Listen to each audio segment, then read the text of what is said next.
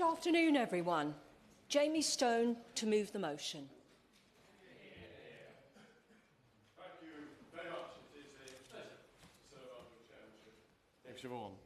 I beg to move that this House has considered e-petition 730605 relating to the mandatory collection on and publication of child sexual offender. Will my honourable friend give way? Goodness me. I thank my honourable friend for giving way. Brave young constituents in Yeovil reported historic cases of sexual abuse, but workforce shortages in police, terrible communication and other failings meant years of stress, delays, and the CPS ruling it could not advance prosecution, despite the evidence threshold being met. Does my honourable friend agree we need urgent investment to ensure the criminal justice system can address historic cases of sexual violence and communicate clearly with victims, because no young person should see justice denied? Jamie Stone. I thank the honourable member for his intervention. He makes his case with some passion, and I take note of it. Thank you. I thank him. As chair of the Petition Select Committee, it's always encouraging to see public participation in politics, and I welcome our friends to the public gallery. With over 200,000 signatures, it's quite evident that this petition has engaged a very large number of people all across the country. Now, what I would just say at this point is just to remind people that the person leading a debate on behalf of the Petition Committee sets the scene, as it were, and I will refer to the petitioner, I will refer to other points of the argument. The petition was created by our fellow member of the House of Commons, the Honourable Member for Great Yarmouth. Prior to today, the member explained to me that he tabled this petition out of concern that existing non-statutory approaches to data collection and transparency regarding child sexual exploitation have been insufficient. He wants to see a clear legal duty imposed on the relevant authorities to consistently record and publish offender data regarding the nationality, the ethnicity, immigration status and religion of child sexual offenders. Furthermore, the Honourable Member for Great Yarmouth explained to me that he found the government's response to the petition insufficient on the basis that it relies on expectations and directives rather than statutory duties. He believes this data should not only be collected, it should be published and standardised to achieve full transparency and accountability. Now, before I go any further, I want to acknowledge that there is a profound sensitivity to this subject. Alas, child sexual abuse is far more common than many people may think. Far more children are sexually abused than are ever identified or responded to. We believe that at least 500,000, 500,000 children in England and Wales are estimated to experience child sexual abuse every year. So crucially, I want to instill something into every member intending to participate in this debate. Behind every stat, every statistic, every case file and every policy discussion, there are real people whose lives have been deeply impacted by these offences. Those watching this debate, I will give way, certainly. There are no more real people than the three girls that were mentioned in the BBC drama documentary in 2017 and the whistleblowers that were involved.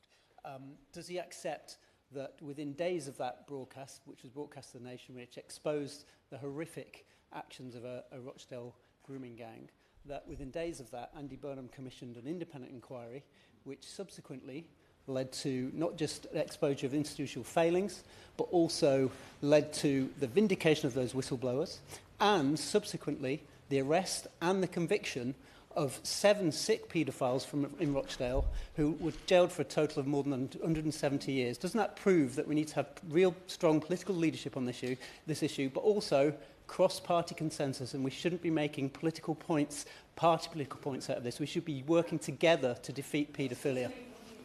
Can I point out to members, this is an incredibly important debate, which is why so many of you are here today, and I would ask you to be brief in your interventions out of respect for all other members who have something to say. Jamie Stone. Thank you, James Siobhan. I thank the Honourable Member for his intervention. I think it underlines the point which I'm making, I hope, in my contribution. There will be many people watching this debate, and many of them, alas, will be survivors of child sexual abuse. who have not come to report their abuses until adulthood. That is the terrible thing. Their safety, dignity and well-being must surely remain at the centre of our debate of all we say today. I also want to recognise that there will be people watching this debate who have felt failed by institutions and public authorities in the past. This is precisely why we should use any parliamentary time on this topic, specifically with regards to information sharing, as a way of better equipping safeguarding agencies, local authorities, our criminal justice system and Parliament to improve the protection of children. Unfortunately, no institution can undo past failures. However, we do have a responsibility to learn from them and to strengthen the systems we rely upon to improve the identification of abuse, our response to it, and the experience of survivors. I will give way with pleasure. Honourable friend for giving way. And as we know, repeated research in the UK has shown that about half of child sexual abuse happens within the family and the majority of the rest of it from another known trusted adult. When I was the Chief Executive of a rape crisis service, I worked very closely with an organisation called Child Abuse Prevention UK, which taught children to recognise the signs of abuse and how to report it to a trusted adult such as a teacher. Unfortunately, they folded because of lack of funding, because the support for prevention and education in this area is absolutely non-existent. Please, would the member sit down? Please do not make me have to intervene a third time. Jamie Stone. Siobhan, I thank the member for her intervention. It is a point I shall come to very shortly. This particular petition provokes legitimate questions the public want answered with regards to how data regarding these offences is collected and how patterns of offending are identified. When discussing this practice, it is very important that we balance transparency with privacy, proportionality, and the risk that data may be misused or presented in a misleading way. For that reason, our discussion today must approach this petition with reasoned and constructive evidence-based recommendations. All of us should be guided by what best protects children, supports survivors, and strengthens public trust in safeguarding institutions when dealing with offenders. I give way to the honourable member. I thank the honourable member for giving way, making a very clear and reasoned argument. Would you not also agree that everybody who's attended in this room does care deeply about what is a horrific crime out there, and that really we should not be attacking people because of their party political positions on this, but actually thinking about how we can come to this together? I thank the honourable member for his intervention. We have with us today people who have been through this dreadful experience, and it does scar a lifetime. I must say, I'm afraid, sadly, forever. By referring to the term offenders, this petition is focused on a person who has admitted guilt to a child sexual abuse offence, or, alternatively, has been found guilty in a court of law. Now, prior to this debate, I spoke with the Centre of Expertise on Child Sexual Abuse, who pointed out that, while there is understandable interest in strengthening the collection and scrutiny of data relating to offenders, such an approach taken in isolation will have but limited impact on the scale of harm they're seeking to confront in order to protect children. Data on known offenders is, by its very nature, retrospective. It's looking back. It tells us where the system has already failed. It does not help us identify where abuse is currently occurring right now unseen. In this way, it's crucial to consider that better safeguarding outcomes should first and foremost be driven by the identification and prevention of abuse in the first instance. Alas, the reality is that a significant proportion of child sexual abuse never reaches the criminal justice system at all. These children are not reflected in data sets or analytical frameworks based solely on convicted offenders.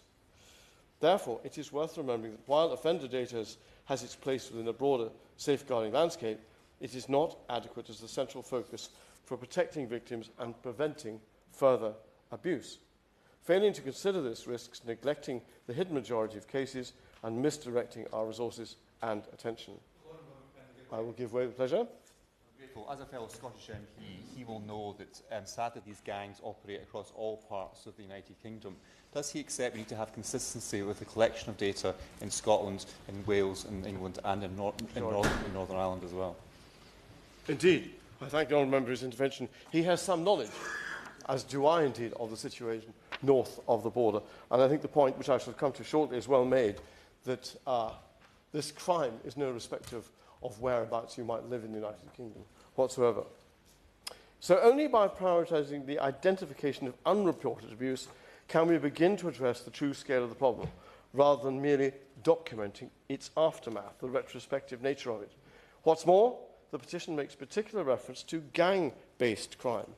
I'm sure many members will be aware of previous inquiries into this particular offence and the severity of it, which should not be undermined.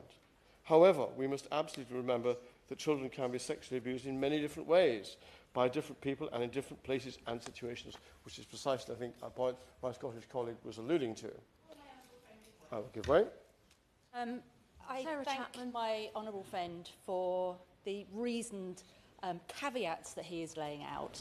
But in the case of Rotherham, and particularly in the case of gangs who are grooming and abusing young children, in my constituency, they were predominantly of Pakistani heritage. The reason that that mattered is, had we recognised that early on, we might have been able to disrupt and prevent some of the abuse. So I think in specific cases, we do need this data and we need to be transparent. And sometimes all the caveats in the world are just diluting what should be a laser focus on protecting children. Wise words, Stone. indeed. Now, to turn to the point that my honourable friend touched on earlier, as we know, in England and Wales alone, almost half of all child sexual abuse offences reported to the police in 21 and 22 took place in the family environment. That means the abuse was by parents, siblings, grandparents, or anyone considered one of the family. After sexual abuse by parents, a harmful sexual behaviour can take place from siblings. It is the second most common form of sexual abuse within the family environment reported to police. So my point is that we must be cautious about framing child sexual abuse as primarily an external or culturally othered threat, when the evidence shows it is most often perpetrated within existing relationships of trust and care. In fact, I would suggest that overemphasising outside narratives risks distorting public understanding and can distract from the full range of context in which abuse does occur, thus preventing, I give way. The honourable gentleman for giving way, and whilst I accept his wider point, given we are about to have a national grooming gang inquiry, which those of us on this side of the House have to drag the government kicking and screaming to do, would it not be helpful for that inquiry to have the data? Surely sunlight is the best disinfectant when it comes to this issue. I thank the honourable member for his intervention. Of course, the Minister will sum up from the government. It will be interesting to see what the government's view on this debate is. I will give way to the honourable gentleman. I'm grateful. Honourable gentleman, I'm grateful to the honourable gentleman giving way. I just want to make a small Smith. point, following the honourable lady's very strong and powerful point about the gang-related stuff.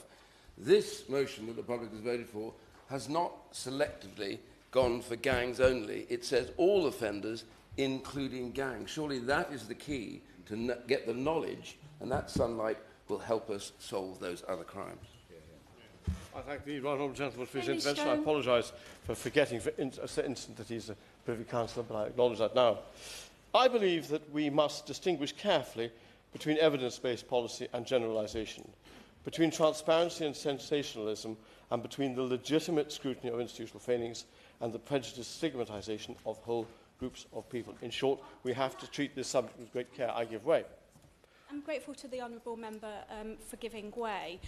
I was a prosecutor for 21 years before becoming an MP. I've prosecuted many perpetrators of violence against women and girls, including sexual offenders, and I have awareness that the CPS have inputted data on all manner of aspects of an offender, including ethnicity. I think data can be useful in terms of looking at patterns of offending, but also pockets of offending in particular areas. So would the member agree with me that it can be useful, but that each individual case needs to be looked at in terms of the evidence and prosecuting people based on the evidence rather than anything else, and that it's important that we prosecute as many offenders as the evidence will allow across the country, notwithstanding what their ethnicity, religion or nationality is. Anybody committing acts of violence against women and girls, including grooming gangs, should be prosecuted where the evidence allows. I think, James Warren, if I understand the intervention correctly, I would make the point that children can't look after themselves in this regard. It behoves every single adult to sort this out. So by having a conversation, by discussing the issue, and by going absolutely cross-party, that way we can improve responses and prevent further abuse and exploitation, I do believe. Now, I do see, I have accepted a rather large number of interventions that a lot of members would like to speak. So I will close at this point simply with this. It would be a great tragedy, in my view, if this issue became a part of political football. It should not be, because, as has been said earlier, sexual abuse is no observer of rank in society or geographic place where you live. It can affect everyone, from remotest parts of the UK to some of the most suburbanised parts. James Vaughan, I thank you. Right. I remind members that should they wish to speak, they will need to bob. I just want to be sure I get a good idea of who wants to make a contribution, because we want to make sure that everybody has as long as they need to make their contribution. So we'll be doing that calculation now, and I call Jonathan Brash. Thank you, Dave Siobhan. It is a pleasure to serve under your chairmanship. And I want to begin by putting on record my thanks to the 651 constituents in Hartlepool who signed this petition. They are right to demand greater transparency and accountability from the institutions responsible for protecting children. And I'd like to thank the Honourable Member for Caithness, Sutherland and Easter Ross for opening this debate in such a measured way. Let me be absolutely clear.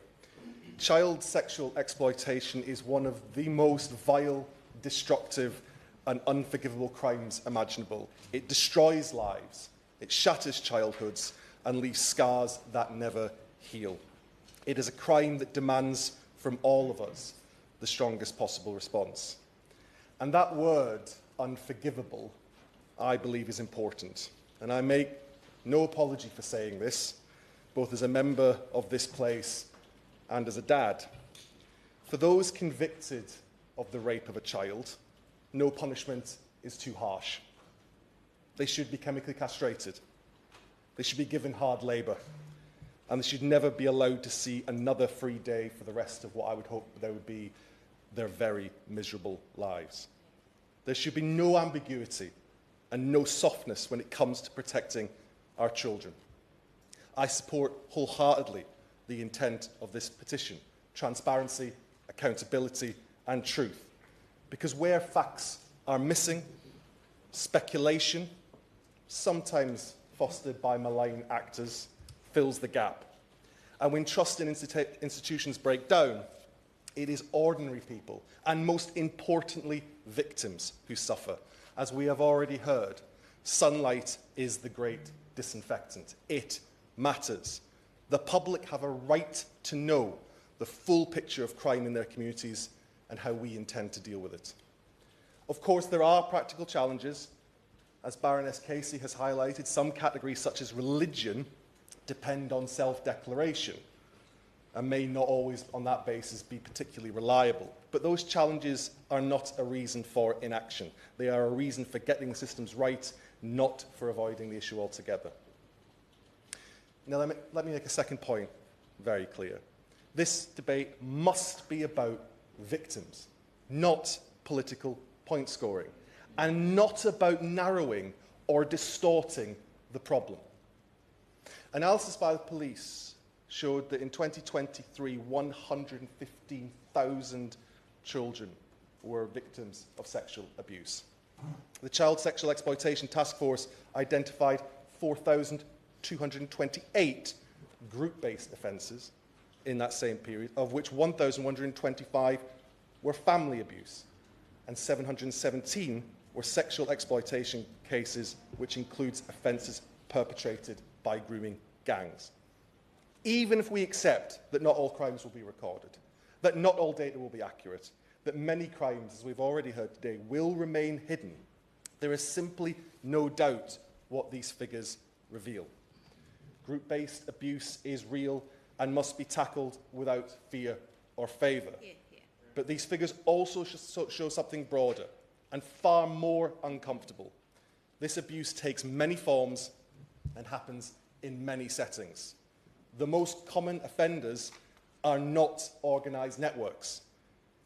They are tragically family members, trusted adults, friends of the family, neighbours and acquaintances. And in a growing number of cases, they are peers, children themselves under the age of 18.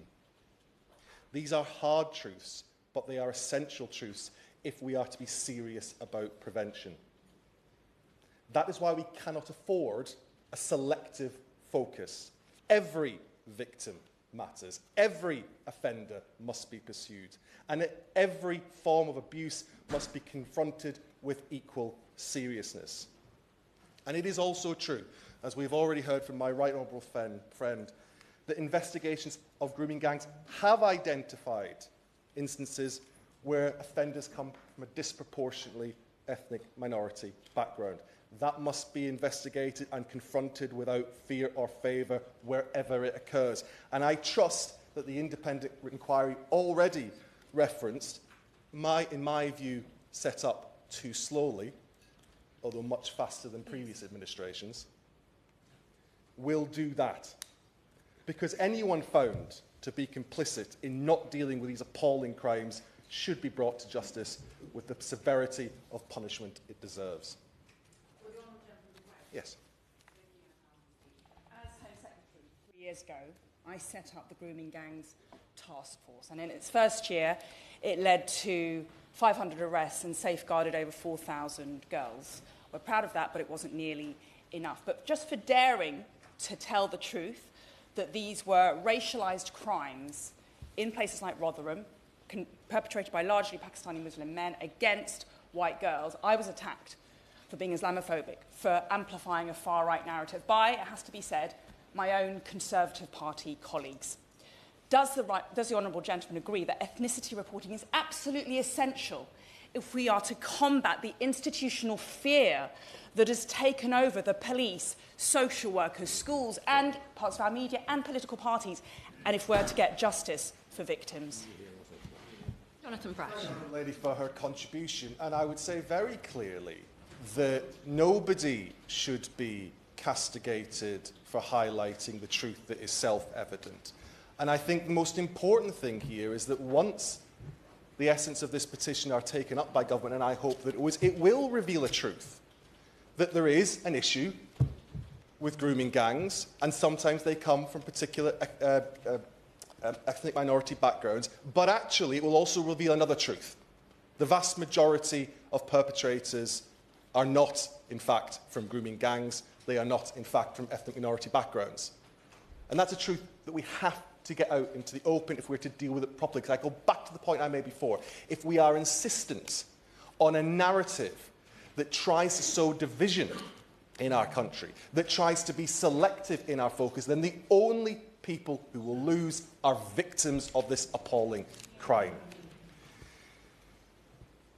It is of genuine concern to me that we narrow the lens of this debate. Why else would we want less transparency, not more? Unless the goal is something other than protecting children.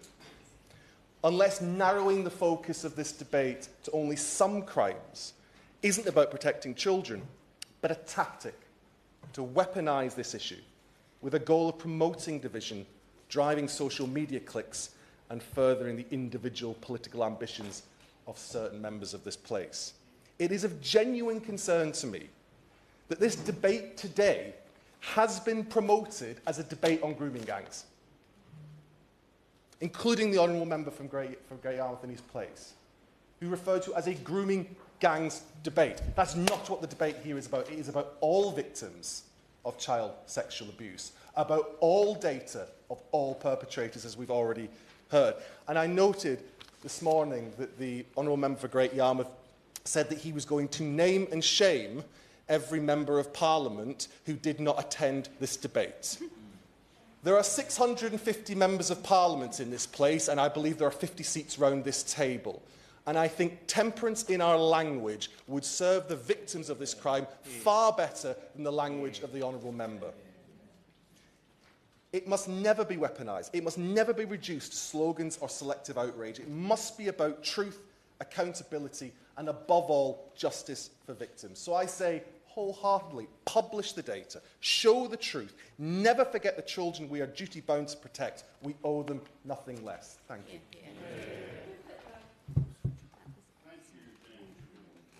Pleasure to serve under your chairmanship. Firstly, I would like to thank the 260,974 British men and women who signed the petition to make this debate possible, and I want to welcome these brave survivors who are sitting behind us in the hall. This debate is about them. As you quite rightly say, it's not about politics. I want the world to hear what we heard during the 2 weeks of our independent rape gang inquiry hearings, an inquiry that should never have needed to happen. I sincerely urge this Parliament to listen to the testimonies from these brave survivors and to act, to finally act. So the first testimony: he took his pants down, penetrated me, had sex with me. He then stopped before ejaculation. He picked up the bottle of Jack Daniels, which was now empty, and he forced it up inside me. He broke the glass while he was there. At that point, I was about 12, nearly 13. Another testimony: I was held down by the men as they each took turns to orally and vaginally rape me, taking it in turns to pin down my arms and my legs. When the assault ended, the men hit me repeatedly, threatened to find me, kill me, and harmed my loved ones if I ever told anybody what had happened. Another: comments were constantly made suggesting that white girls, the Christian girls, were viewed as having fewer morals or lower values, whereas Muslim girls were described by some of the men as having dignity and higher moral standing. These comparisons were used to justify the way I was treated and to further humiliate and control me. Another: she was a white woman herself, who I imagine may have been groomed, and has obviously now married into the family, shouting obscenities at us. Throughout the whole sentencing, she was constantly saying, "Fucking liars, lying white bitches." She said to me that God will be the witness for what happens to me. Another: race did play a part and motivated the selection or demographic of the victims. Throughout my exploitation, the other girls I encountered, or who were abused alongside me, were almost exclusively white. Another: she had a baby by him, and his dad was an imam. His dad knew, and he got his son married and said that he wasn't allowed to see the child. They look after their own community. Another: over the course of the abuse, I was raped by multiple police officers in different parts of the country. Another: he put a cigarette out on the baby's face. Another: it started when I was 13. I was raped by probably about 600 or 700 different men over 3 years. Another: they would toot the horn of the car, and then a child would be taken to the front door by a staff member of the children's home. Another: I was bleeding from both my vagina and my back passage and was so swollen I could not sit down. I told hospital staff my drink had been spiked and I did not know what had happened because I was too afraid to tell the truth. They did not ask any questions. They gave me tablets and discharged me. I was 15 years old. Another. Things would escalate around Eid and holidays. Parties got bigger, got worse, got more violent. More people involved, more girls involved. The parties were just bigger. Another. The main clash that I kind of had with the religion side of it was I grew up as a Christian. I would wear my cross because it was something really special to me. It was just used as a way to break me down. They said, "Where is your God now? Has your God forsaken you?" Another. It was all of the white girls in every home that I went to. I remember a man opening the back of a van and I saw 15, 20 girls locked in dog cages. Another. Dogs were brought in and I couldn't move at all. I had nowhere to move. I think that was the scariest thing, was not having any concept of it. There were men around me, not horrified, not disgusted, not helping, but filming and laughing, making bets on whether the dog could actually rape me or not. And yes, I was raped by a dog. The man just held my face, stared me down straight in the eyes, and he wanted to see me break, and he did. Another. I just wanted to stop and not happen to any other children, and for people to actually act, to do something and stop being so scared. I could continue for hours and hours. All of us in this building have a responsibility to finally act. Not to talk, but to act. Our Rape Gang Inquiry report will be released in the coming days. It will change Britain for good. Thank you. Steve Young. Thank you, Madam Chair. It's a pleasure to serve under your chairmanship. Almost 500 people in my constituency of Mansfield signed this petition, and many, many more constituents have written to me expressing their great, deep concern about child sexual exploitation, about grooming gangs, and the failure of our institutions to protect vulnerable children in our country.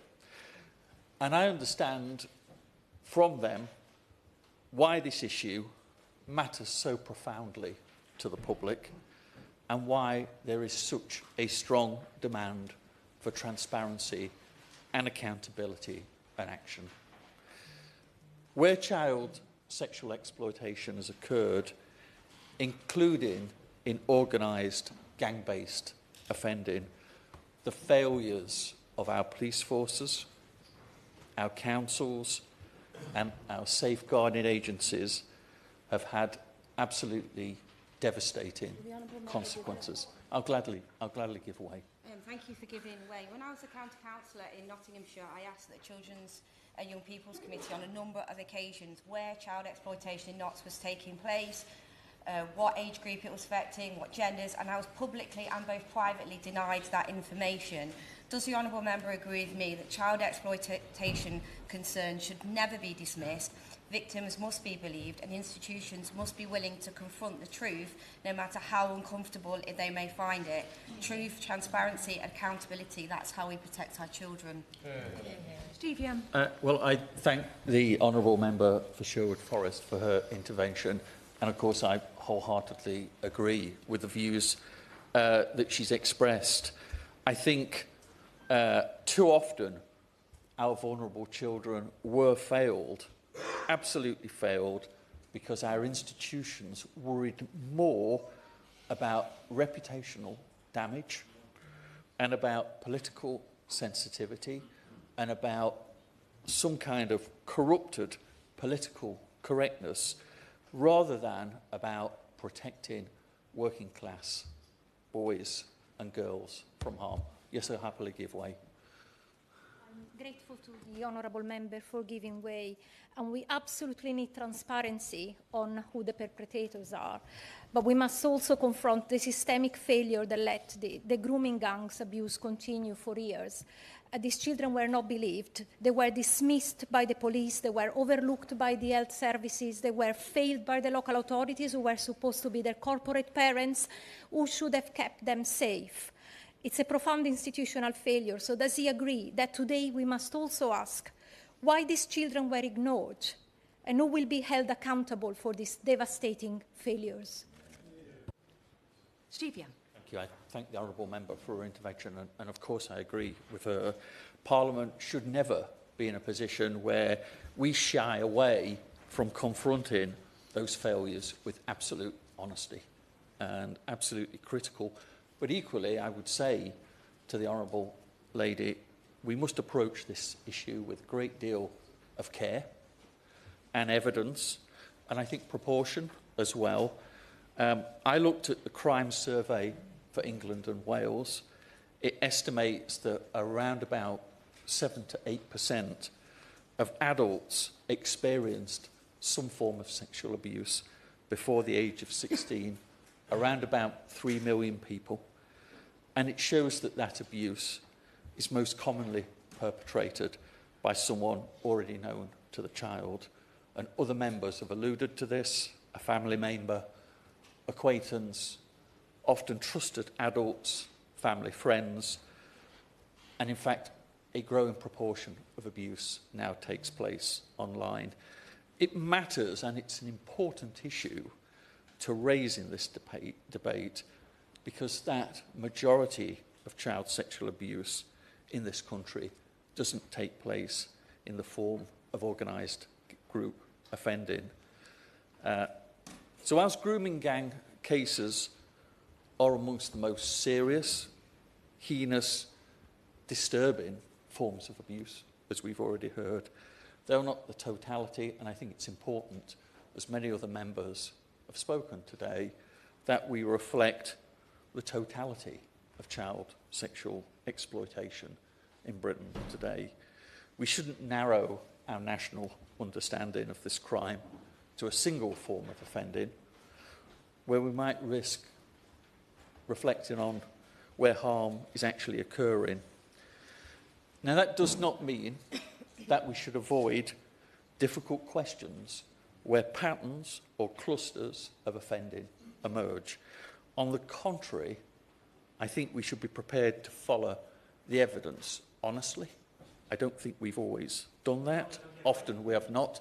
And I'll happily give way to the honourable member. And I'll take the final intervention from him. Please go ahead. Thank you very much. I'm very conscious of the headline of the debate, which is child sexual offender data. I'm conscious that in Northern Ireland we've unfortunately had sexual abuse through some of the churches and organisations. There's things that have happened in Northern Ireland. And if we're going to have a child offender data, then it's really important that the data is shared between those in Northern Ireland, those in Scotland, those in Wales and those in England, in case some of those perpetrators should move within those venues, as perhaps they have in the past. That's why it's important to have the data. Does he agree it's really important that all of the regions share the data to ensure wherever the perpetrators will be, what they've done, they'll be accountable? Yeah. Well, I thank the honourable member for his intervention, and he's making a profoundly important point, which I completely agree with, as you might expect. So I think we have to take on those difficult questions and prepared to follow that evidence, including all of those questions around nationality and ethnicity and immigration status and religion, where those factors can be properly recorded and they're operationally relevant. Of course, we should do so. But I think that information always has to be treated carefully, interpreted responsibly, understood within the wider safeguarding environment. This data should help protect children. It should not become a substitute for serious safeguarding policy. And that's why I think that any approach to statutory data collection has to be rooted in thinking about operational safeguarding. It should not be approached in the light of symbolism or political pressure or other types of political correctness. I think that good data helps public authorities identify children at risk earlier, allocates resources, understands patterns of offending, and allows us to intervene so that less children are harmed. And ultimately, for me, this debate comes down to trust. I think people in my constituency, in Mansfield, want confidence back that institutions that serve them are honest, are competent, are focused above all else on protecting children. And they want consistency in safeguarding and accountability where there are failures, and reassurance that no category of abuse is ignored, minimised, or politically inconvenient for anyone. So I understand the motives behind the petition. I wholeheartedly support the petition, but I believe that any statutory requirement that we make has to be based on evidence, it has to be operationally meaningful, it has to be focused genuinely on improving child protection, not driven by any type of incomplete narrative. Above all, I would say to every other member here today, our duty, as other members have pointed out, in this House is very, very simple.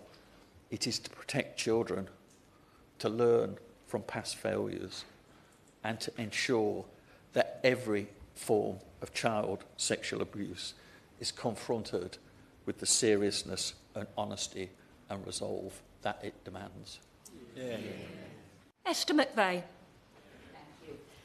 Thank you, Madam Chair, and it's a real pleasure to serve under your chairmanship today, Dame Siobhan. And I'm grateful to the Honourable Member for Caithness, Sutherland and East Ross for moving the motion today. And I'd also like to thank the very many people who signed this petition, including 435 from my own constituency of Tatton, who helped secure this important debate today. And I welcome today's debate, but it is deeply disappointing that such a debate is needed. And we are only here because of the outcry from the public, outraged by a government and public institutions that continue to shy away from questions on ethnicity, immigration status and religion. And if we go back to Baroness Casey's audit on group-based child sexual exploitation and abuse reported in June last year, it concluded that catastrophic, systematic failures and institutional inaction had allowed grooming gangs to operate freely for many years. Recommendation 4 stated that the government should rightly mandate the collection of ethnicity and nationality data for all suspects in child sexual abuse. I will indeed. Smith. Progress. I just want to point out an absolute which is clear as to why this is necessary. I noticed that in 22, the Home Office asked police forces to collect the ethnicity data and other data to therefore have display and evidence. Out of 43 forces, only 1 complied. That's why it has to be statutory and enforced. Does you not agree? Well, that is shameful, and I'm delighted my right honourable friend brought that up. And that is why it is essential that today's debate rectifies that situation. Now, missing from Dame Casey's recommendations were the vital need for data collection on religion and immigration status, factors that surely need to be understood so that, if found to be related to higher offending, strategies for protecting children can be that much more targeted and effective.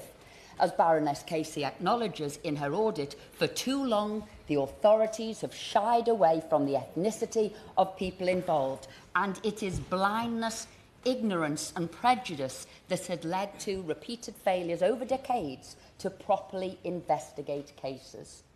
If we had complete and consistent data, we would be able to answer more questions with greater accuracy. Are certain types of exploitation increasing? How are offenders operating? Are certain ethnic backgrounds more likely than others to commit certain sorts of crimes? If we understand what patterns exist, we can improve policing and bring more survivors the justice they deserve and stop these horrendous crimes happening again. In addition, these questions need to be answered too. Why are institutions so adverse to collecting and reporting such data? The J report in 2014 documented reluctance to discuss offender ethnicity openly. We know the Labour-run councils of Rotherham, perfectly timed. I'm really grateful that she's Sarah referring Champion. to the J report into Rotherham, and she will also be aware that the frontline staff were gathering that data. It was the management and the upper echelons that were blocking it, and I think the honourable member is absolutely right. Why did that happen, and what were the consequences? And I would put to her, not much. I want to thank the honourable member for her intervention and all the work that she has done on this matter over many years and the abuse that she went through for standing up for those girls. I will indeed give way. I thank my right honourable friend for giving way, and I think a point that flows from what the member for Rotherham has said and the important case that she is making is one of the key elements of transparency is around the patterns of behaviour in covering up these crimes. So both the patterns in terms of offenders, but we also need this transparency if we are to see where these crimes were covered up and what patterns lay within that. My right honourable friend makes an excellent point because it is only then that we can root out why people fail to investigate. Was it fear? Was it frightened to be called racist or whatever it was, or even frightened to be called far right? Why were these cases not investigated? And the other question I want to raise, is it a culture of political correctness that has been thriving, particularly in some of these Labour councils like Rotherham, Rochdale, Telford and Oldham, and other agencies like the police that have dodged the hard questions? Why? Because they were worried it might reveal something that didn't fit their ideology of multiculturalism. Shockingly, Baroness Casey concluded in her audit last year that questions about ethnicity have been dodged for years. And after a 6-month wait, the government responded to the Casey audit. All of the recommendations were accepted. But here we are 6 months on from that, and a full year since the audit was published, still waiting for implementation. So will the Minister today give an update on this and let us know when we can expect data to be published? We have also seen how the government's official inquiry into grooming gangs has not only moved at a glacial pace, but has also appointed one of their own, a Labour peer, to chair it, and involved a former council chief executive and a chair of the NHS Foundation Trust as panel members. Exactly what the survivors expressly said they did not want to happen, handing the inquiry over to people from the very institutions under investigation. Meanwhile, the honourable member for Great Yarmouth has got on with the job and has put the government to shame with his independent rape inquiry, which heard 10 days of evidence in February and will report the finding next week. And I don't know if the word is fortunate enough to be a part of that panel, but when asked, I accepted it. And quite honestly, it was horrifying what we were told. Horrendous stories of rape. And it wasn't just rape, although that's bad enough. It was torture.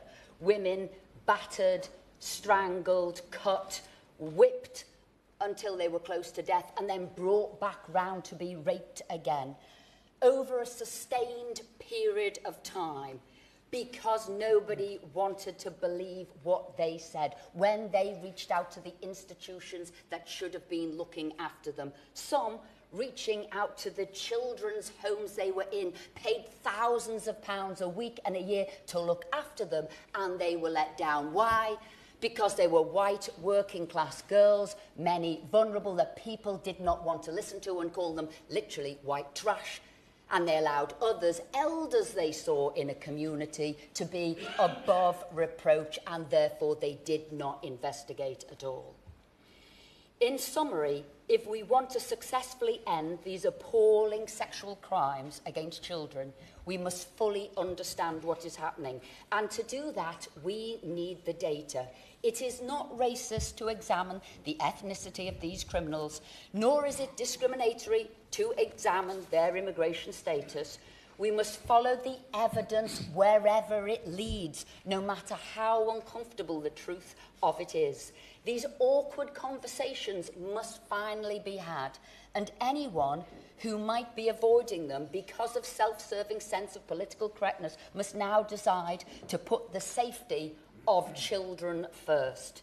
This is not a political football, a right-wing bandwagon, or a dog whistle issue. This is about life-altering suffering and abuse of the most shocking kind. Suffering and abuse that could have been prevented, and the survivors deserve to know the truth about the failings that was allowed to happen. I would hope that all of us here today can agree that the only thing that really matters is protecting children, and that we must do everything to put them first. Ayub Khan. I want to begin where every debate on this subject must begin, with the victims and survivors of child sexual abuse, like some of the brave women that are here sat in this hall. There are few crimes more devastating, and there are few duties more important for this House than ensuring that every perpetrator is identified, convicted, and punished with the full force of the law. So let me be clear at the outset. I support the proper collection and publication of data that helps us understand patterns of offending, close gaps in safeguarding, improve prosecution, and protect children. As a barrister, I believe in evidence. I believe in facts. I believe that the criminal justice system must follow the evidence, wherever it leads, regardless of whether those facts are convenient or uncomfortable. But I also believe we must be honest about what some people are doing with this issue.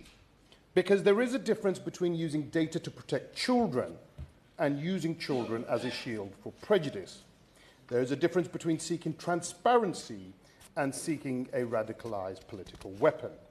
And I'm afraid that around this petition, around this wider debate, there are some voices who appear far less interested in victims than they are in validating their own hatred of ethnic minorities, Muslims, migrants, and foreign nationals. That is not safeguarding. That is not justice. That is exploitation of another kind.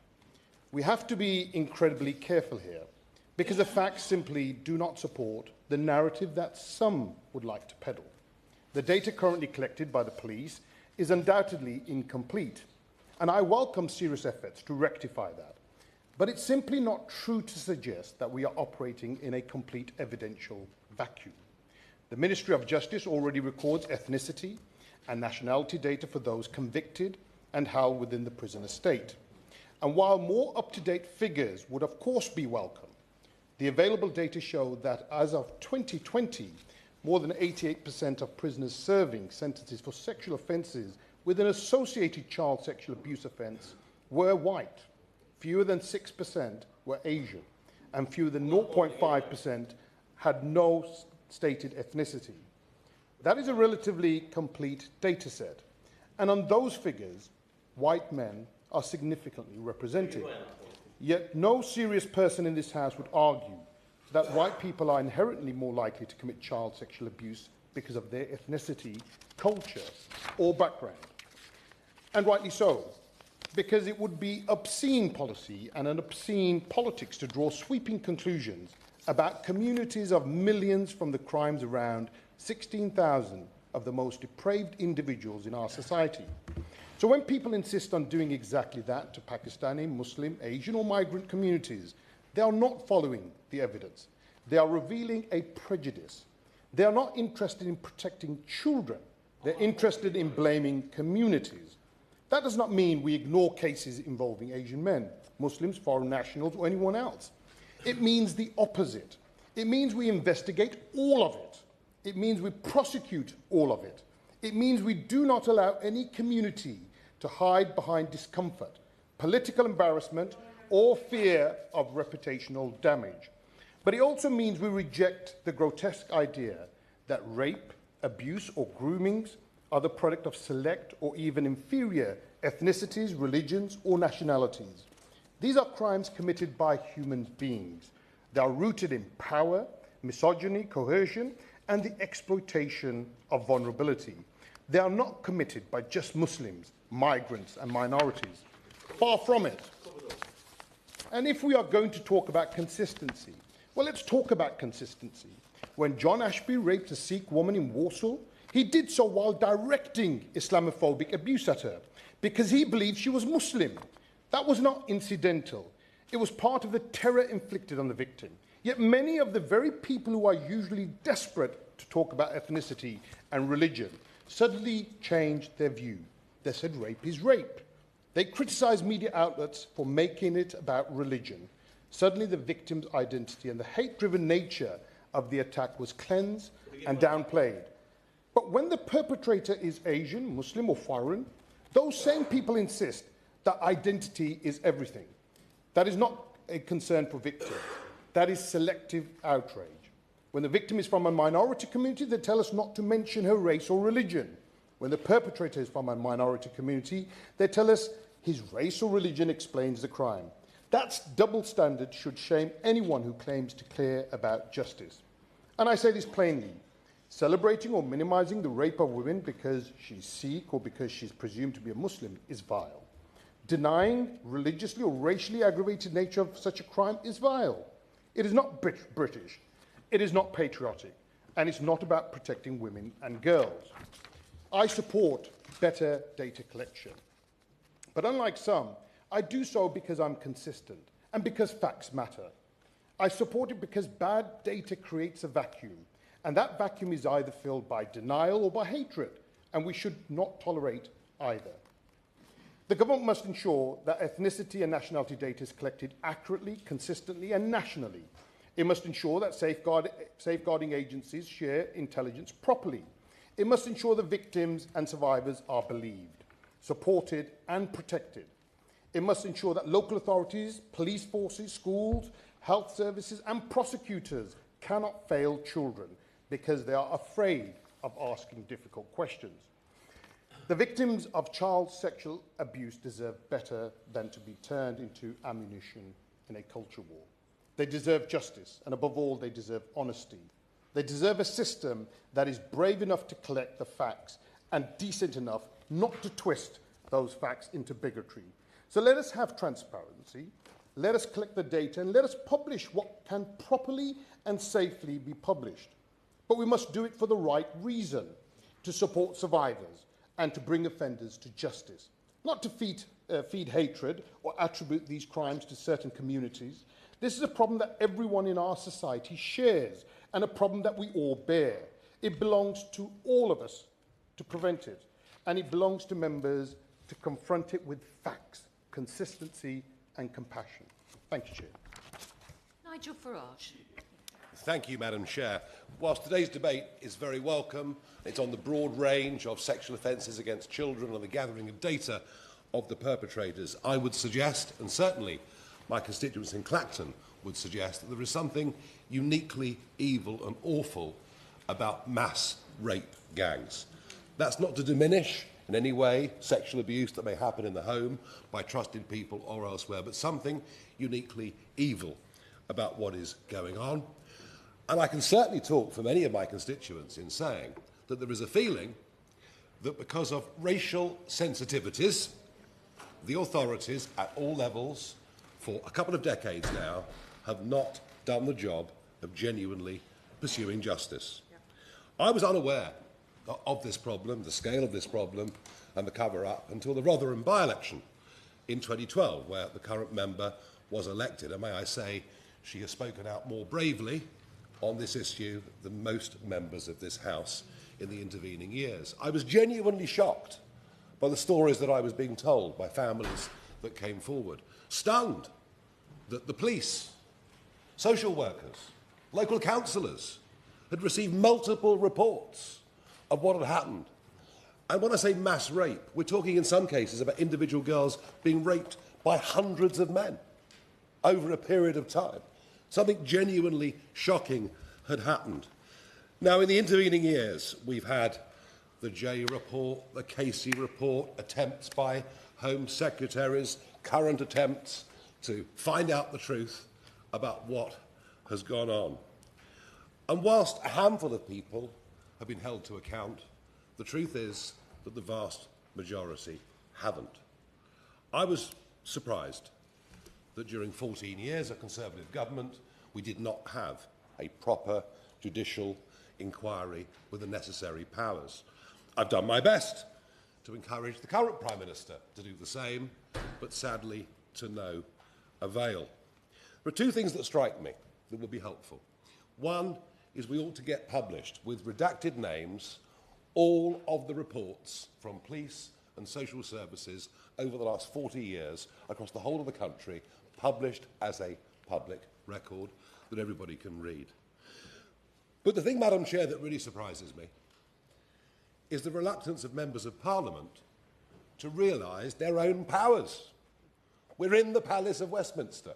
We're in this remarkable historic building. We're all privileged to be here. We have enormous powers. They were last effectively used back in 2011 by the Public Accounts Committee, who in the wake of the global financial collapse of 2008 used the powers within this palace to turn committees into courts. And that means they have the powers of subpoena. It means that people could be brought into committee rooms like this under the oath and could face perjury if they don't tell the truth. So my suggestion, Madam Chair, is rather than waiting for this Home Secretary or the next one that may come soon, who knows, to act in a way that would be with full judicial power and the ability to subpoena, why don't we as members of Parliament forget party affiliation, recognise the upset and concern and fear of our constituents that we're increasingly living in a two-tier justice system in this country, and come together and force the government to have a powerful committee in this place, and let's call the heads of social services, let's call senior police officers, let's call councillors, former or serving, or even former or serving MPs, and get to the truth. Thank you. Yeah. Cameron Thomas. Thank you, Dame Siobhan, and thank you to my honourable and gallant friend for bringing this motion forward. At the heart of this issue are exploited children and predatory men. Sexual exploitation of children continues to occur across the country. It is not exclusive to a particular skin tone, an individual culture, nor religion, but leaders and those in authority must acknowledge and address patterns. Who are any of us to deny the testimonies of the victims as so heavily laid out by the member for Great Yarmouth? Those with responsibility must feel empowered to act in defence of women and girls without fear of persecution or judgment, nor of prosecution through the Equality Act. It should not take a humanist to recognise that various interpretations of the Quran, the Hadiths, the Torah, and the biblical Old Testament continue to validate varying degrees of female subjugation. Malala Yousafzai was shot by religious fundamentalists in Pakistan for daring to advocate for girls' education. Therefore, where exploitation has taken place by groups entirely comprised men of Pakistani heritage, there can be no pretense that culture did not factor in their subjugation of these women and girls. Now, I am proud that the UK leads much of the world in our elevation of women. I'm equally proud of the enrichment which cultural diversity has brought to our own. But why pretend that integration is frictionless, or that any two cultures are perfectly compatible? The rational amongst us would want integration to take place, so let us not take it for granted. Where there is incompatibility between cultures in this country, no inch should ever be given which would undermine the rights of women and girls. I didn't see where it came from, but it'd be a pleasure. For giving way, but it's Gillian very, Smith. this issue is very real. We had very close to here a fun run organised by Tower Hamlets Council that did not allow women over 13 to join in.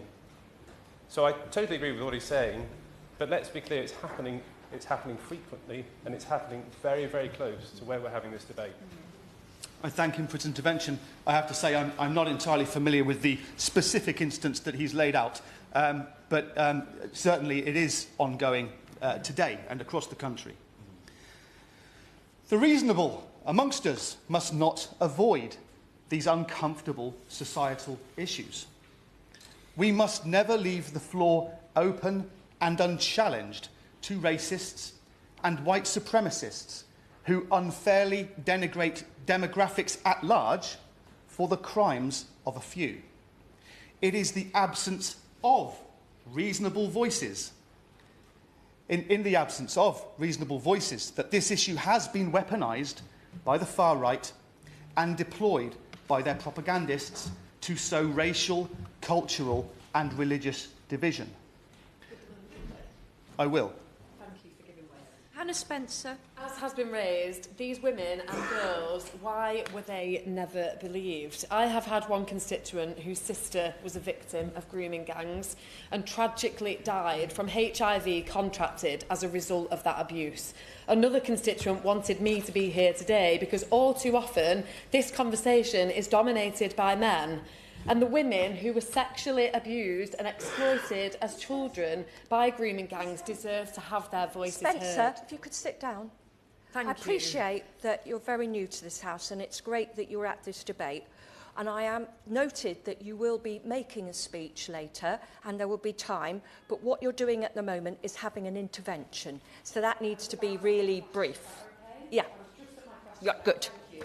Stirring division will not keep children safe, but does he agree that the next steps must be guided by listening to survivors and by fostering a culture in which women and girls are believed? Thank you. I fully endorse her comments, and I often feel self-conscious bringing this issue forward as a man when really we should be listening to the voices of women and girls, particularly, of course, those who have been victims of these crimes. Victims of domestic and sexual abuse, exploitation and trafficking deserve to be treated with compassion and with sincerity. Their tragedies should not be a foundation over which clamber opportunistic and ambitious politicians desperate to score political points over their opponents, as did the Conservative Party in January 2025. It is a continuing tragedy that these cases are most vociferously contested by thugs who attack police and defile our national emblems, by political opportunists and by hostile foreign commentators who call for civil war and violent uprisings against the elected government. They rarely, if ever, consider the victims. Social media commentators periodically ask me, "What are you doing about grooming gangs?" They never ask me what I'm doing for the victims. Elon Musk's interest in the 2024 summer riots and the unimaginable crimes they followed was not in the protection of women and girls. Rather, it was based upon his apartheid nostalgic white supremacism. Musk's concern for women and girls only extends to his own attempt to exploit them, as evidenced through his reluctantly public exchanges with sex trafficker Jeffrey Epstein. That brings me to the member for Great Yarmouth, and again I feel self-conscious for delivering this from behind him. Despite Musk's relationship with paedophile Jeffrey Epstein, the member for Great Yarmouth continues to publicly court him, and last year he was paid £40,000 by Elon Musk through his platform X, the same platform over which Musk provoked those riots in 2024. In closing, Dame Siobhan, let us bring forward this motion. Let the evidence show that I'm sure most sexual abuse of this kind does occur within the family, but let the evidence show where it does not, and let us act upon it as one. Thank you, Dame Siobhan, and it's a pleasure to serve under your chairmanship. And can I congratulate the honourable member for Caithness, Sunderland, Sutherland and Easter Ross for bringing forward this debate on behalf of the Petitions Committee, and also the lead petitioner and the many campaigners who have fought tirelessly and continue to fight for justice for the victims of child sexual exploitation.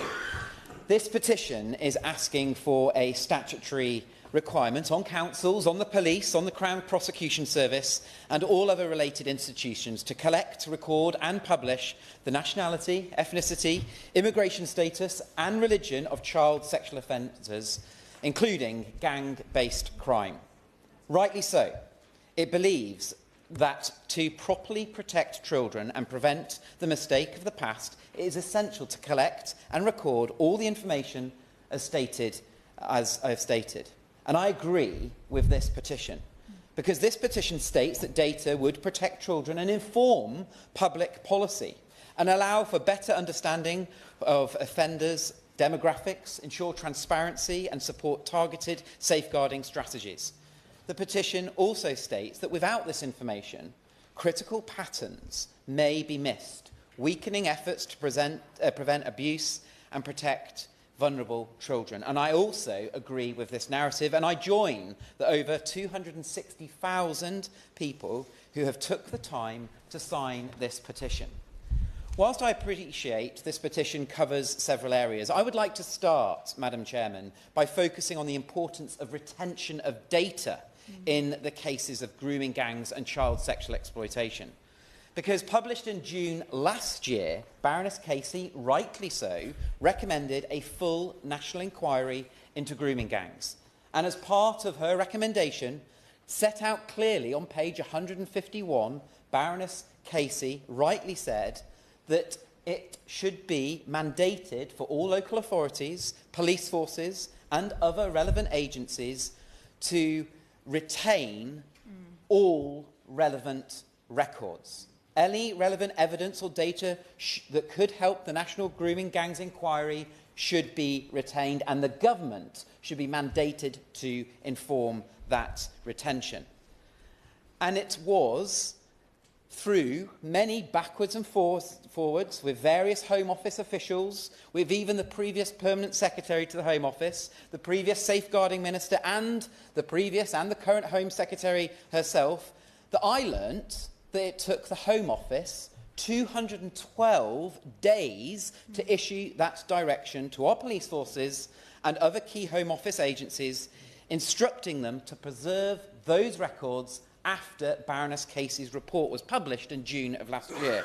That's nearly 7 months after the publication came out. I then learnt, Madam Chairman, that it was 8 months for the Ministry of Housing, Communities and Local Government to write, it took them to write to local authorities with that same instruction. That is staggering failure at the heart of this government as a result of a key recommendation that came out from Baroness Casey.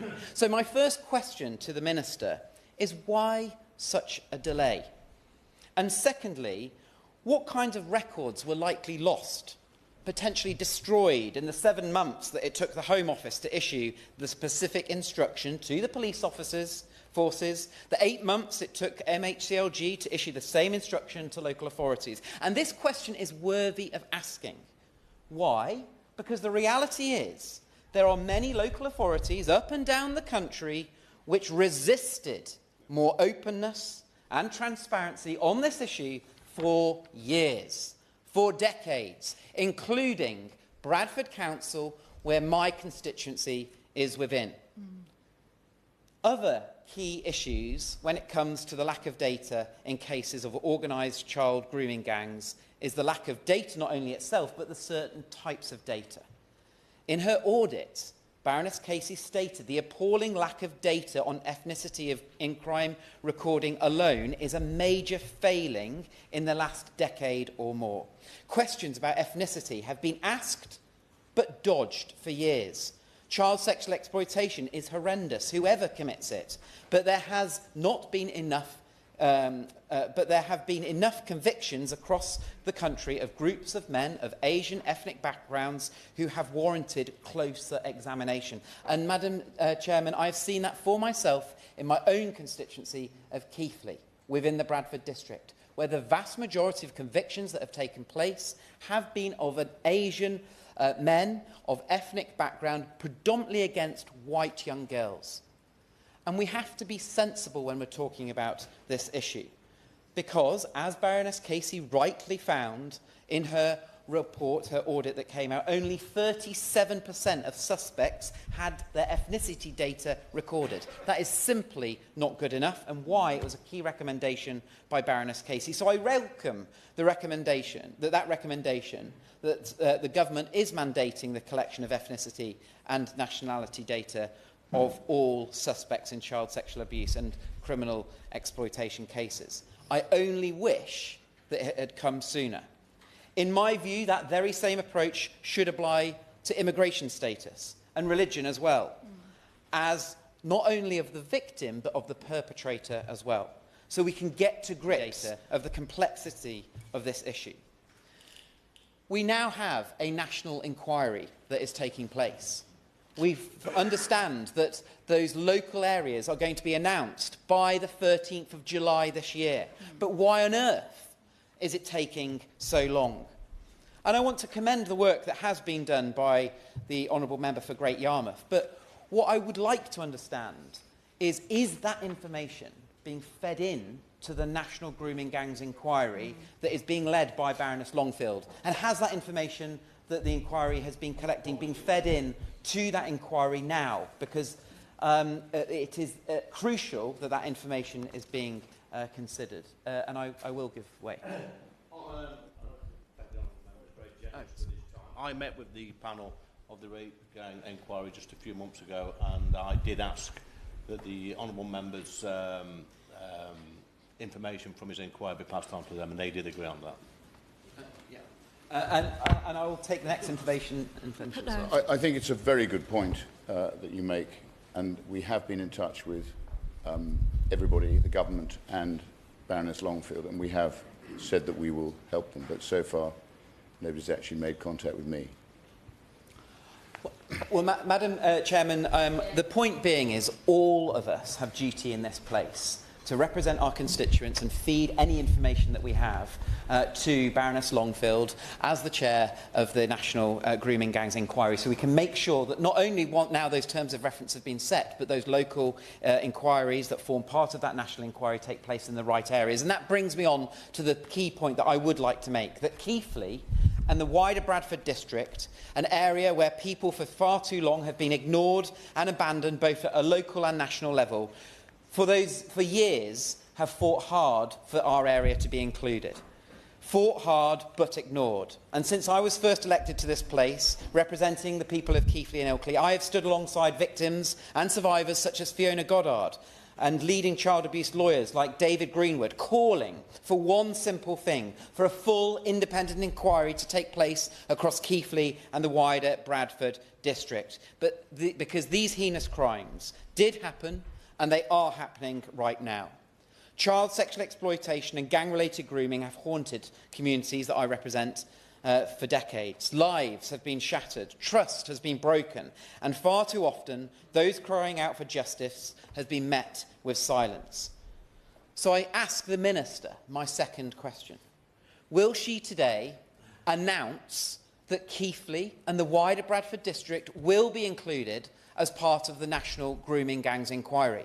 Because if the government were confident enough in January of 2025 to announce that Oldham would be included, why on earth is the government not confident enough today to announce that Keighley and the wider Bradford district will be included? Because, as I have said many a time before, I fear that the scale of the issue across the district, the Bradford district, will dwarf that of the likes of Rotherham, Rochdale, Telford and Oldham, where previous inquiries have taken place.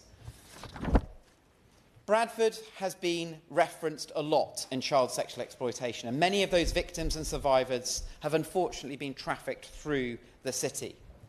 So therefore, I would like to hear a positive response from the Minister today. And my final point, just want to reference, is about the cost of the National Grooming Gangs Inquiry. The Government have allocated £65 million to that inquiry, but we are yet to understand which local areas will form part of that national inquiry.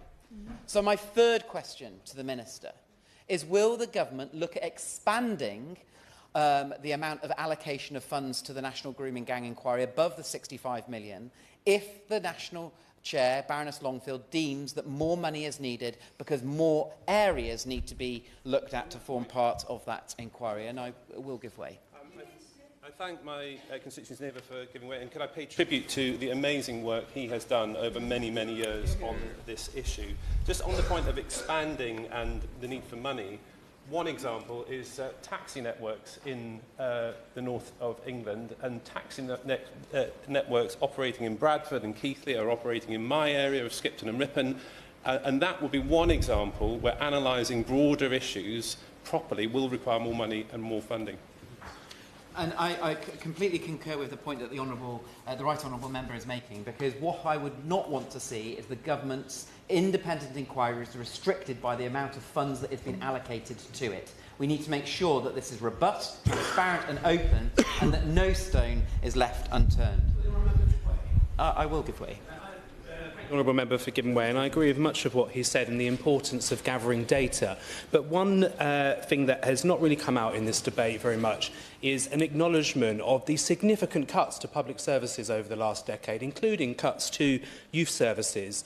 I was a youth worker in Norfolk for many years and lead for child protection, decimated by cuts over the last decade, and it's youth workers that very often spot signs of abuse and stop it. So I wonder if he's calling for additional funding, whether he would support money for youth work across the country in areas where there are hotspots so that we can protect children. I absolutely concur with the points that the Honourable Member is making. Youth services is one of those key indicators where many of those individuals that maybe work for local authorities are having a level of engagement with those victims, those survivors, and those that are doing the level of outreach. And of course they have a safeguarding responsibility here, an ability to spot those signs. So if this is one of those mechanisms, and there is a call that funding is an issue for certain local authorities, then yes, of course, if it is absolutely resulting in the right outcomes. The final point, Madam Chairman, that I would like to make is there is always much focus on the National Grooming Gangs Inquiry, and it seems that there is less focus on the ICSA report, which was an excellent piece of work that was done by Professor Alexis Jay, which came out with 22 recommendations. But here we are, now 22 months into this government, and only 6 of those 22 recommendations have been taken place. Now, I fully acknowledge that there was 20 months after under the previous administration where there was not enough progress taking place under the ICSA recommendations before the general election was called after the report came out in 2022. But we are now 22 months into this new government. And my fourth question that I'd like to ask the Minister is, what additional progress is the government making on implementing all of those 22 ICSA recommendations? So I want to conclude by acknowledging and welcoming the progress that has been made. And I'll take my final intervention. I'm extremely grateful to the Honourable Gentleman for giving way. Some of those recommendations from the Jay report that have been implemented by this government were included in the Police and Crime Bill that came before the House recently. How did he vote? The Police and Crime Bill that came before the House did not go anywhere near far enough in providing the safeguarding mechanisms to protect the innocent, to protect those vulnerable victims and survivors like that have experienced heinous crimes of child sexual exploitation. I will not be voting for poor, badly thought through legislation by this government, and therefore I would like to ask the Minister, out of the 22 recommendations, what additional progress is going to be made beyond the 6 that have been put in place so far? And I would like to conclude there, Madam Chairman, by finally advocating that the Minister includes Bradford and Keighley as part of the National Grooming Gangs Inquiry. Hannah Spencer? sorry, Joy Morrissey. Thank you, Chairman. It is a pleasure to serve under your chairmanship. This petition calls on councils, police, the CPS to publish their child sexual offender data. And that's the nationality, the ethnicity, the immigration status, and the religion. And I can't emphasize the importance of this in terms of making sure that the victim's voice is heard. And I'd like to use an example that has come, an historical example that has come from my constituency, for the Sikh community who came forward when the child rape gang scandal was being brought forward in the news. And so many of my Sikh constituents came to me in tears, publicly in tears, and they said, we came forward saying that our girls were being raped, that they were being targeted in schools, we were trying to protect them, and we were told by the police, by politicians, by the media that it was an Asian problem and we just needed to deal with it within our own community. They were ignored because no one wanted to listen to them, because it was Pakistani Muslims that were attacking their girls. They were trying to do things to protect them, and they were ignored. Historically ignored and told it was an Asian problem that they could deal with themselves. And I wasn't the MP at the time, but I have dealt with cases and historic cases that have come to me, and I would be remiss not to mention why I believe that it is vital that the religion, the immigration status, and the ethnicity and the nationality is mentioned in reporting, because how can we target specific areas of criminality if we do not know those key details? And another example, historic example that I will use is a girl before I was an MP who was abducted, raped, and killed in an area where I was a counselor. And this person who committed the crime was from an Eastern European country where they were exporting sort of their criminals, letting them out of prison, and they were either able to go to the UK or they could go back into prison. And those were their choices. And so we were getting a huge number of sexual offenders, murderers coming to the UK, and without having the ethnic data to record that in the police stations in where crimes were being committed, we could not link those things together. If Interpol wasn't releasing that information, we weren't actually aware of that crime. And that is why it is essential that we publish this information, because if we're looking at mass rape gangs, and if we're looking at the protection of group-based child sexual exploitation, that's a very specific kind of exploitation. The member for Great Yarmouth spoke about the horrific and sadistic abuse and torture that these girls have endured. No one wants to hear these things out loud. It is disgusting, it is an abomination, it is a shame and a blight on our country. And we would be remiss of those victims if we did not do everything in our power to hold up the rule of law and to make sure that any targeted ethnic or religious groups that were targeting these girls would be brought to justice. If this was a Catholic rape gang or a Protestant rape gang or something like that, we would be shouting from the rooftops that something needed to be done.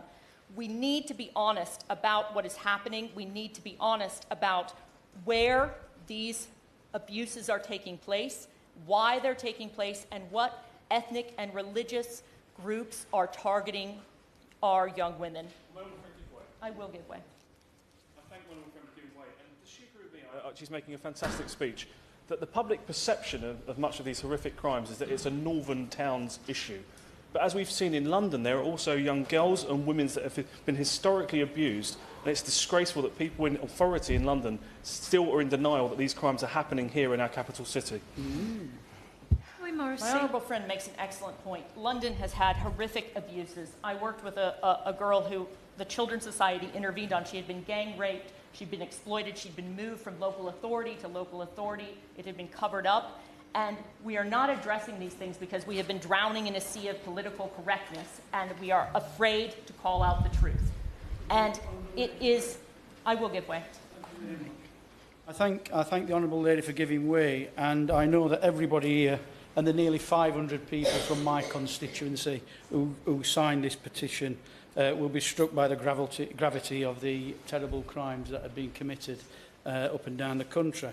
Does she share my fear that when justice is only delivered years or even decades later, that should make us all ask uncomfortable questions about what might be happening on the streets in our own constituencies today, however difficult. We do need to ask those questions, and we need to be unafraid to stand up for the girls who've been raped, exploited, and lied to, and let down by the local authority, let down by political correctness, gone mad, actually.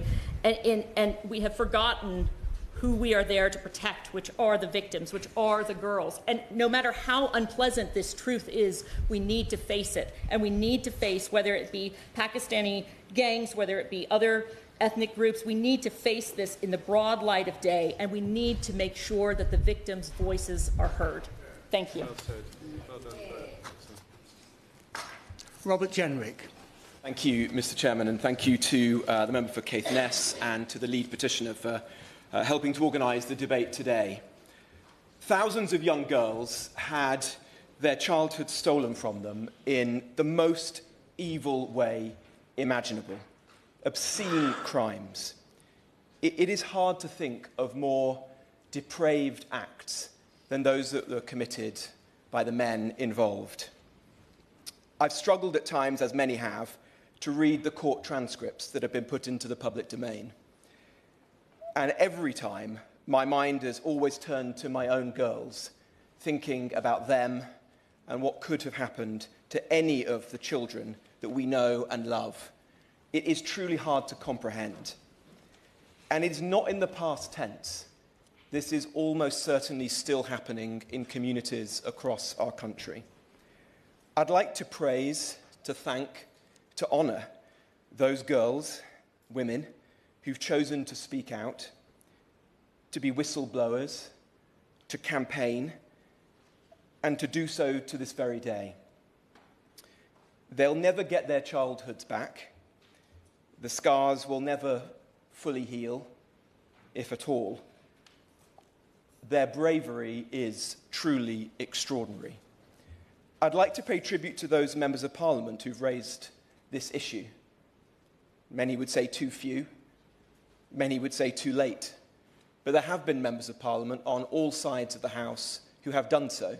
The member for Rotherham, the member for Keighley, the member for Fareham and Waterlooville, who was here a few moments ago, and others.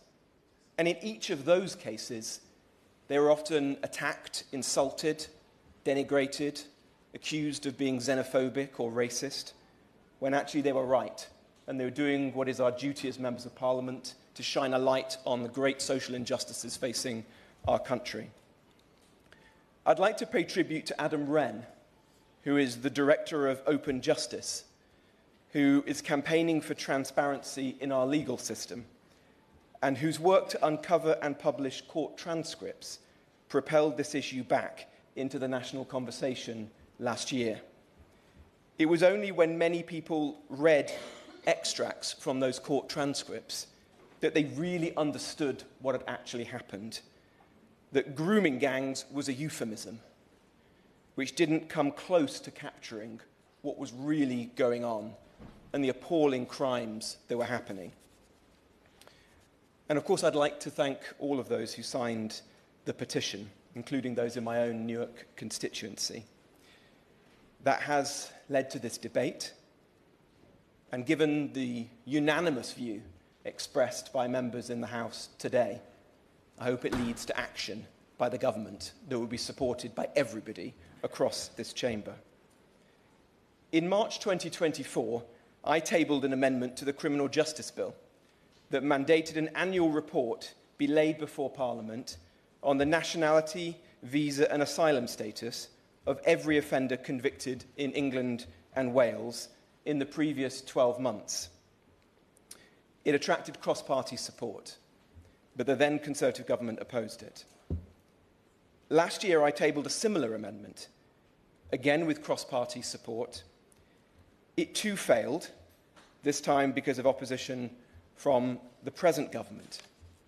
I hope that the petition today being debated can be the catalyst to make this third time lucky, and that we ensure this issue is settled once and for all.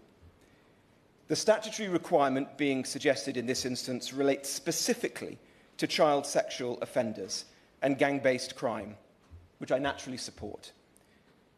And I see no good reason why it shouldn't be applied to all crimes. As the petition argues, once the government routinely publishes the data, it will show offender demographics, which will allow policies that target the right people. It should give people the confidence to talk about these appalling crimes without fearing the backlash from spurious accusations of racism or xenophobia. Accusations so many have faced. I will give way. Member for giving way.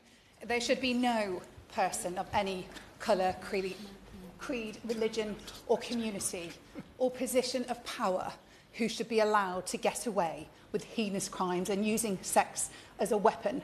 So when the Honourable Member talks about there being nowhere to hide, does he also stretch that out to anyone in a position of power, no matter who they are, not being allowed to get away with this and nobody turning a blind eye to anybody using sex as a weapon? Of course. Of course. I want equality before the law. No one, from the most exalted figure in this land to the lowest, should be free from scrutiny, accountability, and ultimately the full force of the law. Above all, the reason to do this is it will give the government of the day incontrovertible evidence and rationale to make the changes that are necessary. And that will include within our immigration system, because the immigration system should at its heart have one abiding objective. Above all the others, economic and social, it should be one that puts the safety of the British people first. If the data shows men from certain countries are disproportionately likely to commit sexual crimes against young girls here in our country, then any responsible government would suspend visas immediately and would design a different system that protects women and girls in this country. As we've heard throughout this debate, right now there is an unwillingness across councils, the police, and prosecutions to report and act upon the truth. The facts about crime are covered up because of a toxic combination of bureaucratic inertia and weak leaders who pussyfoot around the truth. They refuse to acknowledge any evidence that contradicts their illusion of Britain as a harmonious, well-integrated country, or that confounds their glib statements that diversity is our strength. It is not always the case, as we've seen. In 2012, an audit by the Children's Commissioner on grooming found that ethnicity was recorded in 79% of cases. By 2025, Baroness Casey found that ethnicity data was only being recorded in a third of cases. And more broadly, Ministry of Justice data shows that the police and courts are collecting less data on the ethnicity of criminals, including those who commit child sex abuse, than at any time in the past 15 years. So the problem is getting worse, much worse. The former Home Secretary ordered officials to publish the nationalities of foreign offenders awaiting deportation. This is obviously welcome, but let's be clear, this is a tiny proportion of the issue, and even that we are still awaiting. The only solution to guarantee transparency is to make public authorities duty-bound by the law of the land to report the truth. So, of course, we should all support this petition. I want to go further. Firstly, we must release the court transcripts unredacted. And we must change the entire climate in our criminal justice system where court transcripts of any case are easily available to everyone, from journalists to members of parliament to campaigners. The current system is unsustainable and completely absurd in an age of AI, where these transcripts could be made available in an affordable way. Secondly, we need to release every email, every memo, every record held by central government, local councils, and police forces relating to grooming gangs, and we should do it as soon as possible. How ridiculous when you think about it. That everything that's being released today, the WhatsApp messages, the text messages and so on, admittedly about serious errors of judgment and related to appalling crimes in and of themselves, with the paedophile friend Peter Mandelson, is attracting this extraordinary furore in the House of Commons chamber, in the media. And yet these documents, relating to thousands and thousands of girls in each and every one of our constituencies, are being withheld. Let's get them into the public domain and use transparency as the way to drive change. Thirdly, increase the funding of the National Crime Agency to go after the perpetrators and the public officials who were obviously complicit. Fourthly, lock up the perpetrators with mandatory whole-life sentences. The current sentences being handed down to some of these perpetrators are insults to the victims. This isn't a new thing. It's not the fault of this government. It's a long-standing failure of our criminal justice system. I started perhaps too late to pay an interest in this a year or so ago and was stunned at the pathetic short sentences being handed down by judges. Let me give you one example that I came across. In Bradford Crown Court, a judge handed out a 6.5-year sentence. That was to a man who drugged a 13-year-old girl and then raped her at least twice, and with other men queued up to rape her. The young girl obviously lives with these scars today. In fact, she later became addicted to drugs and alcohol as a coping mechanism. 6.5 years for that. Imagine if that was your daughter, or anyone, frankly, in this country, and he'd probably been out on licence in 4 years, if it hadn't been, myself and others, referred to the Attorney General and then ultimately to the Court of Appeal as an unduly lenient sentence and increased. Let's change the law and make these individuals, these vile perpetrators, serve the rest of their lives in prison. That's the least that the victims deserve. And lastly, strip citizenship from dual citizens and deport them. Deport them far away from these shores. And if countries will not take them back, as some do not wish to do so, then why on earth are our constituents paying millions of pounds in foreign aid to those countries?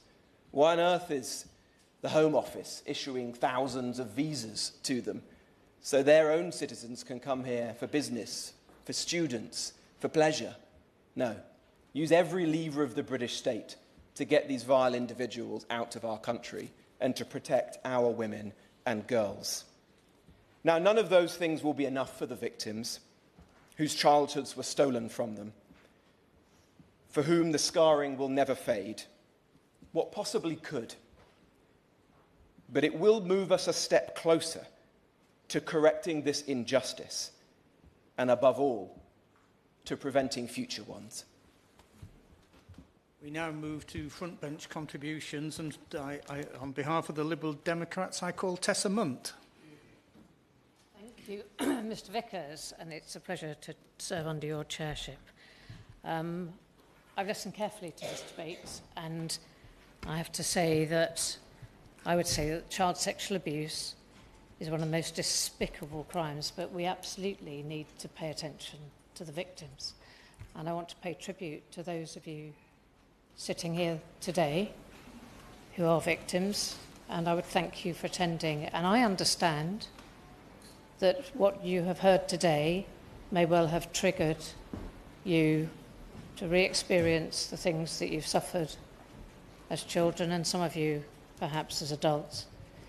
And we as Liberal Democrats will support any measure that actually goes some way to deliver some justice for the victims and to try and help to prevent these sorts of horrific acts from occurring again in the future. I was one of the 7 MPs, cross-party, who approached Theresa May after I was elected in 2010 and spent some time trying to persuade her of the merits of having the independent inquiry into child sexual abuse.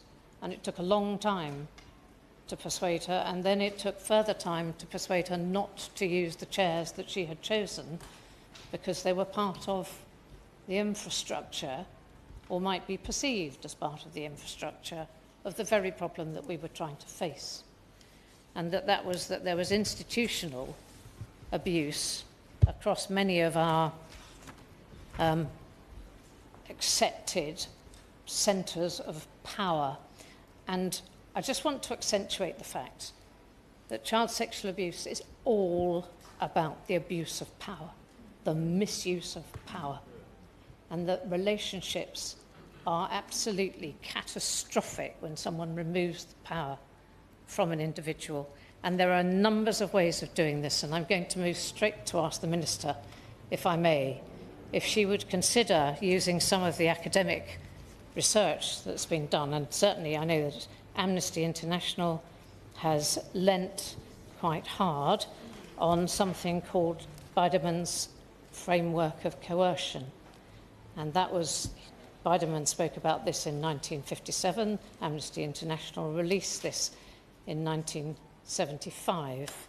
And what it does is it talks about power, the use and abuse of power, of coercive control in particular, and talks about isolation of victims and the monopolisation of perspectives and the induced debility and exhaustion that victims suffer, the threats that they're subject to, the occasional indulgences, those treats that make them feel that they might be special. That business of the abusers, the perpetrators, demonstrating omnipotence,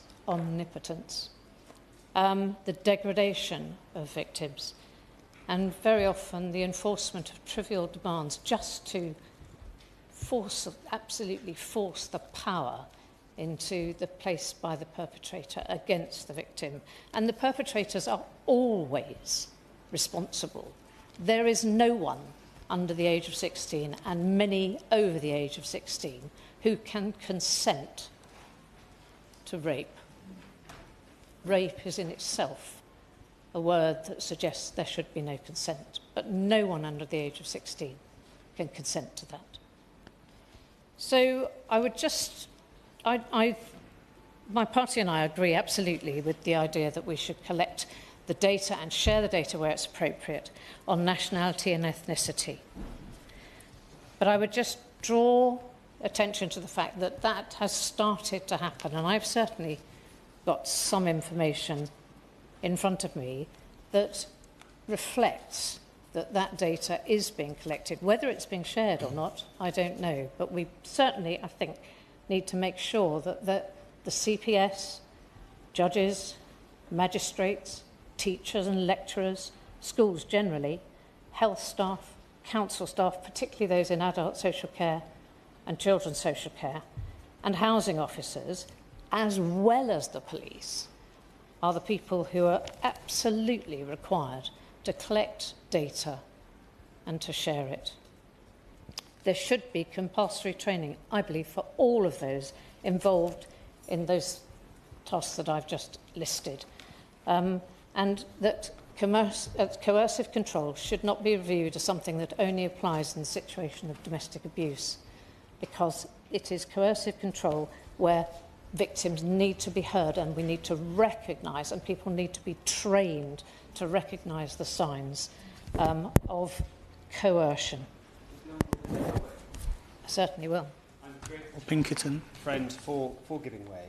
A few moments ago she mentioned data, and the House of Commons Library have compiled some information that I've seen from 2021 to 2025 that shows that the single largest ethnic perpetrator of child sexual abuse in the United Kingdom were white British men, at 58.35% of all instances. And I don't say that in order to reinforce points already made. I raise that point to emphasise the second most prominent category, which is simply unknown.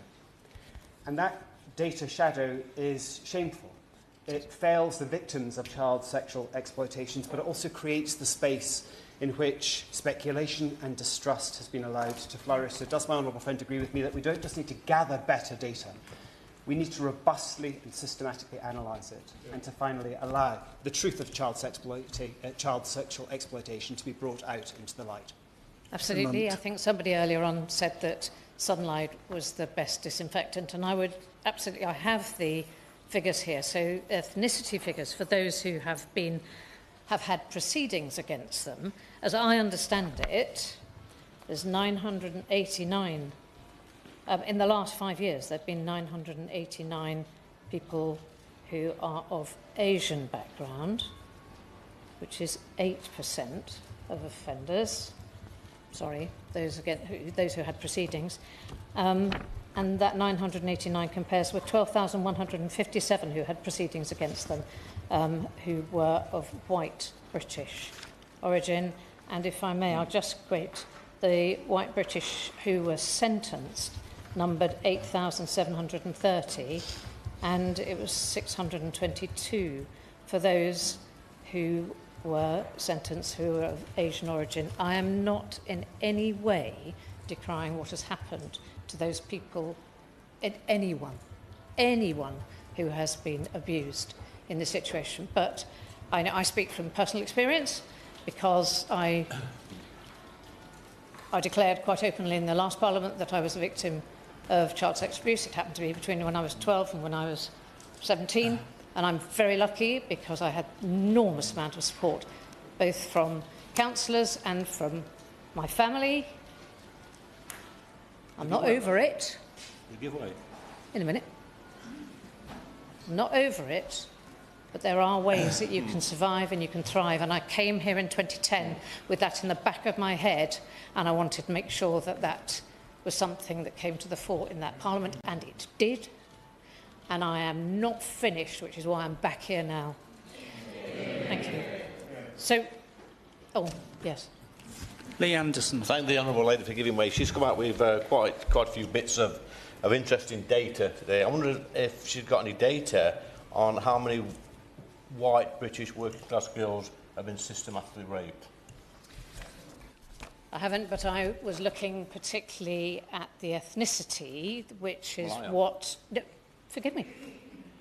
I'm not... I was referring to...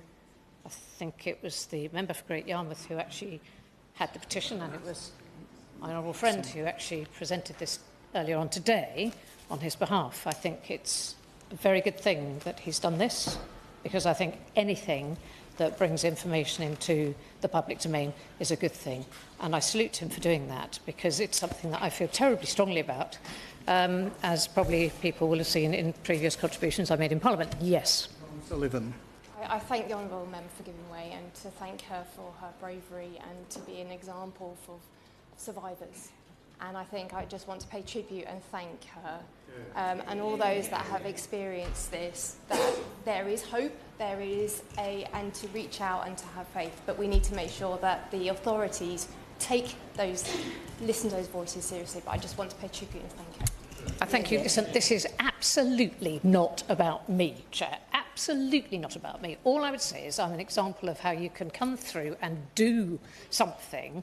But my God, I've been frustrated watching that independent inquiry into child sexual abuse, which eventually turned into Baroness Jay's recommendations, about which absolutely nothing was done for some time. We need to proceed and make sure all of those 22 recommendations, Baroness Casey's recommendations, are implemented. I'm aware that the government is doing stuff. It is never fast enough. Never fast enough, but it just needs to happen. And the most important thing, I feel very strongly that if we don't, we need to train all of those people I mentioned before, the judges, the teachers, everybody, the police, crikey, the police. We need to train them so they understand what coercive control is. And they also need to recognise what it is that can be done to challenge what is colloquially referred to as the manosphere. Because I met a young woman 2-3 weeks ago, and two of her friends, who were complaining about the fact that boys in her school, and she was young, boys in her school had said to her that she couldn't tell him what to do because she was a girl. This has to stop. It has to stop, because this just feeds this whole thing. Women have been downtrodden for many, many years. Now we're brave enough to speak out. Now we have to make sure that those who are in authority have the ability to tell us because they understand, not ask us because we do. So I want to just make absolutely certain that we do have that compulsory training in place. We need to challenge that toxic masculinity. As I said, I recognise that it's triggering to everybody when this stuff comes up, and I hope above all hopes that you are able to sleep with a little more peace tonight. Yes. It's the public gallery, but I'm sorry. go through the chair. I'm sorry. That the members of the public who have suffered, I hope they are able to sleep a little more peacefully. But if we can have data collection, data sharing, it's really, we just need to bring some rigour and some force into what's doing. Lots of people have looked at this over a period of years. Have I time to raise one more small point? Thank you. I'd just like to bring in the subject of religion. And I'm particularly interested in religion because I think belief systems, faith systems, whatever, there's no mechanism, as far as I can tell, for collecting this data. And you only have to look at the census in, I think it was 2011, where certainly in my neck of the woods, we had masses of people who referred to themselves as Jedi. What people choose to call themselves in religious terms is absolutely up to interpretation. And I'm not entirely sure that we can, there's a way of actually controlling that, making that data clean. Experience would tell me that actually, if you mention and bring religion into this, historically, we would be looking, in the near past, we would have been looking at the Church of England and the Roman Catholic Church, and some of the most appalling things that happened to people, and the fact that that power that was vested in people who had positions within the church, as they do within youth movements and other places. I don't know whether it's possible to hold religious data and whether there's a real purpose, and I'm not sure that we can actually get anywhere with that, but I recognise that the nationality and ethnicity data is useful and helpful. Immigration status, I know that the Home Secretary has the power to remove people, so that data may look a bit squiff if people are being deported, as they are, and I know that there are several different ways in which the Home Secretary can remove people on different situations.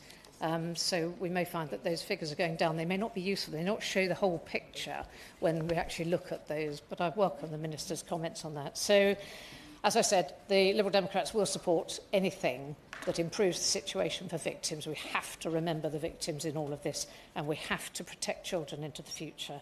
And as I said, I hope that victims can sleep a little better every time that they hear a debate like this, and something will happen. Thank you. It is a pleasure to serve under your chairmanship. I begin by thanking all members who contributed to today's debate, the Honourable Member for Great Yarmouth for bringing forward this important petition, and the more than 260,000 people who signed the petition. I pay tribute to those victims who've lived through some of the most horrific issues and incidents, and are bravely doing so much to support others and prevent this happening to others. The scale of support for this petition demonstrates the strength of feeling that exists across the country on this issue. Child sexual exploitation and abuse are amongst the most horrific crimes that can be committed. The offenders are the most vile, sick, evil individuals amongst us. Their actions leave lasting scars on victims and destroy young lives.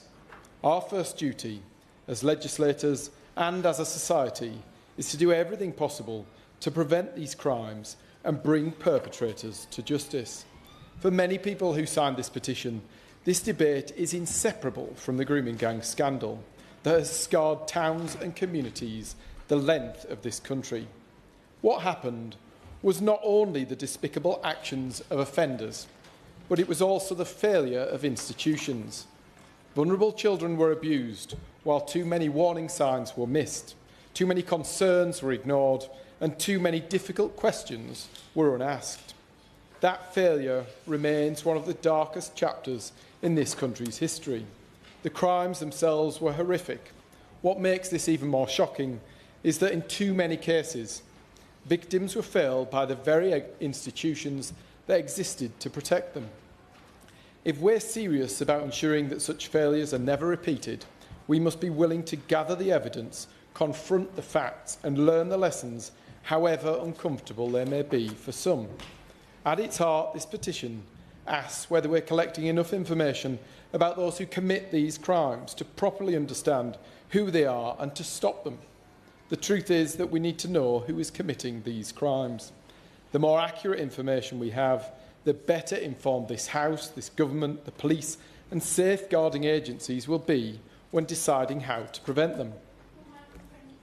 I will. Sarah Champion. I wonder if my honourable friend shares my frustration that the petition didn't include the victims and survivors, because I know from my experience, the vast majority are white British girls, but there are also a particular sect of Sikh girls that are being very aggressively targeted, and it would be really good to have that so the police could do more protection work. I think you're entirely right. I think so many people have raised the fact that sunshine is a major disinfectant. Actually, we need to be more transparent. We need to know who the victims are. We need to know who the perpetrators are so that we can seek those solutions, give those victims the support that they require. As Baroness Casey's recent audit highlighted, there have been significant shortcomings in the collection of data relating to perpetrators of group-based child sexual exploitation. I welcome the fact that the government has now accepted her recommendation that ethnicity and nationality data should be collected more consistently. However, accepting the principle is only the beginning. The real question is whether, how and when that commitment will be delivered in practice. This is not a new issue. During the passage of the Crime and Policing Bill, I and colleagues tabled amendments that would have required greater transparency around the collection and publication of ethnicity data relating to sexual offenders and grooming gangs. The purpose was simple: to ensure that collection of this information did not depend on changing priorities or varying practices between police forces. Those proposals were resisted by this government. I therefore welcome the government's change of position, but wish it had come sooner. We need to confront these failings now and not wait for another report, another scandal or another public outcry. For too long, a lack of proper data has meant legitimate concerns were dismissed and public confidence undermined.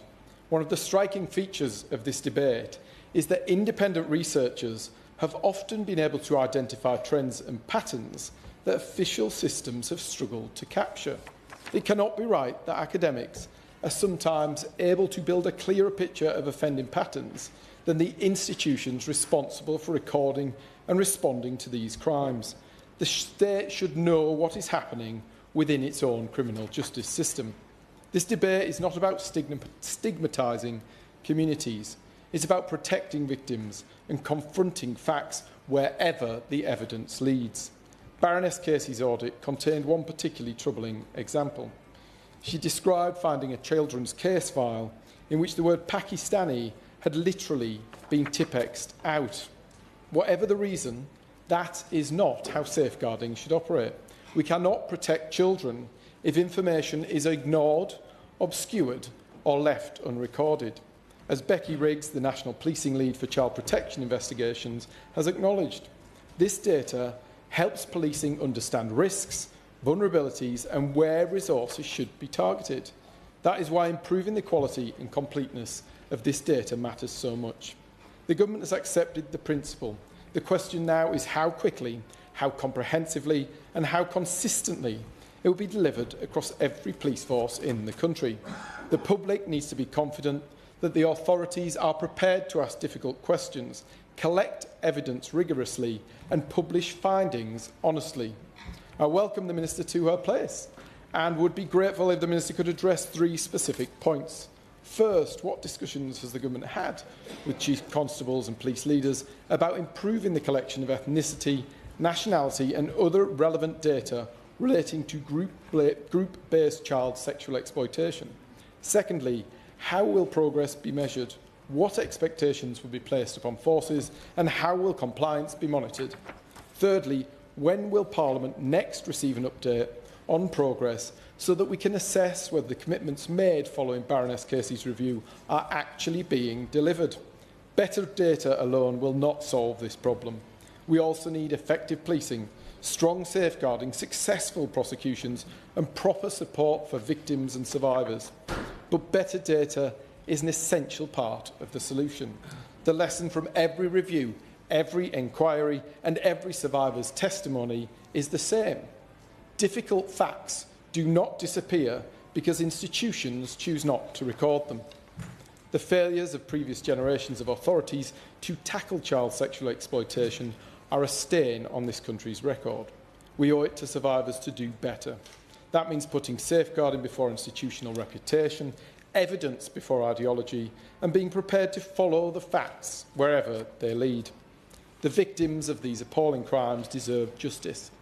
They deserve truth, and they deserve confidence that every possible lesson has been learned.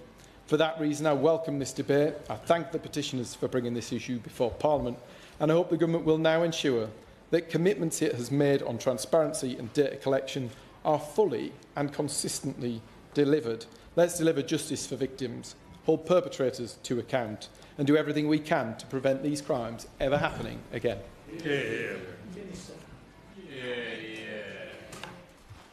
Thank you, Chair. It's an absolute pleasure to serve under your chairship. I'm grateful to have the opportunity to speak on this most important issue today, Chair. And I am grateful to all of the members who have contributed with such passion and sensitivity and care for the victims that are with us today, those brave women and those who aren't. At the heart of this debate has absolutely been the theme that when women and girls come forward, we must absolutely believe them. I thank you for that. I want to thank the Honourable Member for Caithness, Sunderland and Easter Ross, who provided a clear and balanced account of the petition's main arguments. I also want to thank the petitioners for the role they have played in bringing us together today, including the 598 signatories from Bolsover who have allowed us to have this cross-party debate with so much consensus. So this is my first opportunity to respond to a debate as Minister for Safeguarding, and it is absolutely one of the most important issues that we face as a Parliament. I pay tribute to my predecessor, the Honourable Member for Birmingham Yardley, for her tireless work in supporting victims of these heinous crimes. The grooming gang scandal is one of the darkest moments of our nation's history. Every time I meet one of the survivors, I hear the same story. Not only were these girls abused by these predators, they were ignored, belittled, and even blamed. Too many endured years of being told that the crimes against them didn't matter and therefore they didn't matter either. And now, as women seeking truth and justice, there are still those who seek to exploit them with lies and misinformation spread daily by people claiming to represent the best interests of these victims. We keep seeing too many not interested in victims, interested in themselves. Their lies do nothing but to undermine the hard work happening to uncover the answers that survivors have long searched for. I am so proud to be the minister in the government which is absolutely fighting to get and deliver those answers. Now, my policy responsibilities are broad, but they are connected by a single sacred thread: the state's responsibility to keep the most vulnerable in our society safe. Now, there has been a lot of talk about data and evidence today, and I'll come to this shortly. But first, a word for the victims and survivors of all the different types of abuse that we've been talking about today, the testimony that we have heard has been absolutely horrendous. And I thank every member that has bought it, and I thank every victim and survivor that has shared it. We will never forget the terrible suffering that you have endured. And that's why I will be part of a team and a government that will strive relentlessly to prevent others going through what you have. That will be my focus every single day in this role as we drive forward the government's mission to halve violence against women and girls in a decade. To meet that goal, we must tackle all forms of child sexual abuse and exploitation while taking every possible step to protect children from harm. So turning to the crux of this debate and the specific points that have been raised. It's been mentioned often, but as members are aware, in February 25, the Prime Minister and the then Home Secretary commissioned Baroness Louise Casey of Blackstone to evaluate the scale, nature and drivers of group-based sexual exploitation and abuse. The government immediately accepted the 12 recommendations from Baroness Casey's audit. This included making it a requirement for police to collect the ethnicity and nationality data of individuals suspected of being members of grooming gangs or perpetrators of other group-based sexual exploitation. I will. Champion. Will the government also accept the 20 recommendations by the ICSA inquiry? Minister. Thank you for your intervention, and I will be coming to that absolutely as part of this speech. So let me assert once more the government's unwavering commitment to delivering all of the recommendations set out in Baroness Casey's national audit, which exposed over a decade of institutional failure. This was, without question, one of the darkest episodes in our country's history, and every state, every part of the state, bears a responsibility to ensure this is never repeated. So Baroness Casey was rightly clear that the collection of suspect ethnicity data in grooming gangs cases is poor. We agree and we are acting. That is why, in July last year, the then Home Secretary wrote to all Chief Constables, setting out the expectation that ethnicity data should be collected from all suspects in child sexual exploitation cases, and to urge them to make sure that they are fulfilling this obligation. We continue to work with policing colleagues to improve data collection and analysis. But incredibly importantly, we are legislating to give the Home Secretary the power to mandate the collection of ethnicity data by police officers. The Police Reform White Paper, published in January, set out our intention to put data standards for policing, including in this area, rightly on a statutory footing. So I say clearly to all those who signed the e-petition, the government will legislate to ensure that we fix this issue. Baroness Casey was clear. Given evidence available in some local areas, we need better ethnicity and nationality data at a national level to strengthen understanding and accountability. We will follow that evidence without fear or favour, and we will not let cultural sensitivities stand in our way. The Home Secretary said it best last December. We must root out this evil once and for all. The sickening acts of a minority of evil men, as well as those in positions of authority who look the other way, must not be allowed to marginalise or demonise entire communities of law-abiding citizens. So coming on to the inquiry into grooming gangs, members will be aware that the government set up the independent inquiry into grooming gangs earlier this year. I am proud to be part of a government that is delivering on this incredibly important work to uncover the truth. The inquiry has now begun its crucial work to give survivors of these horrific crimes long-awaited answers. It will have laser focus on grooming gangs, including the role that ethnicity, religion and culture played in these terrible crimes.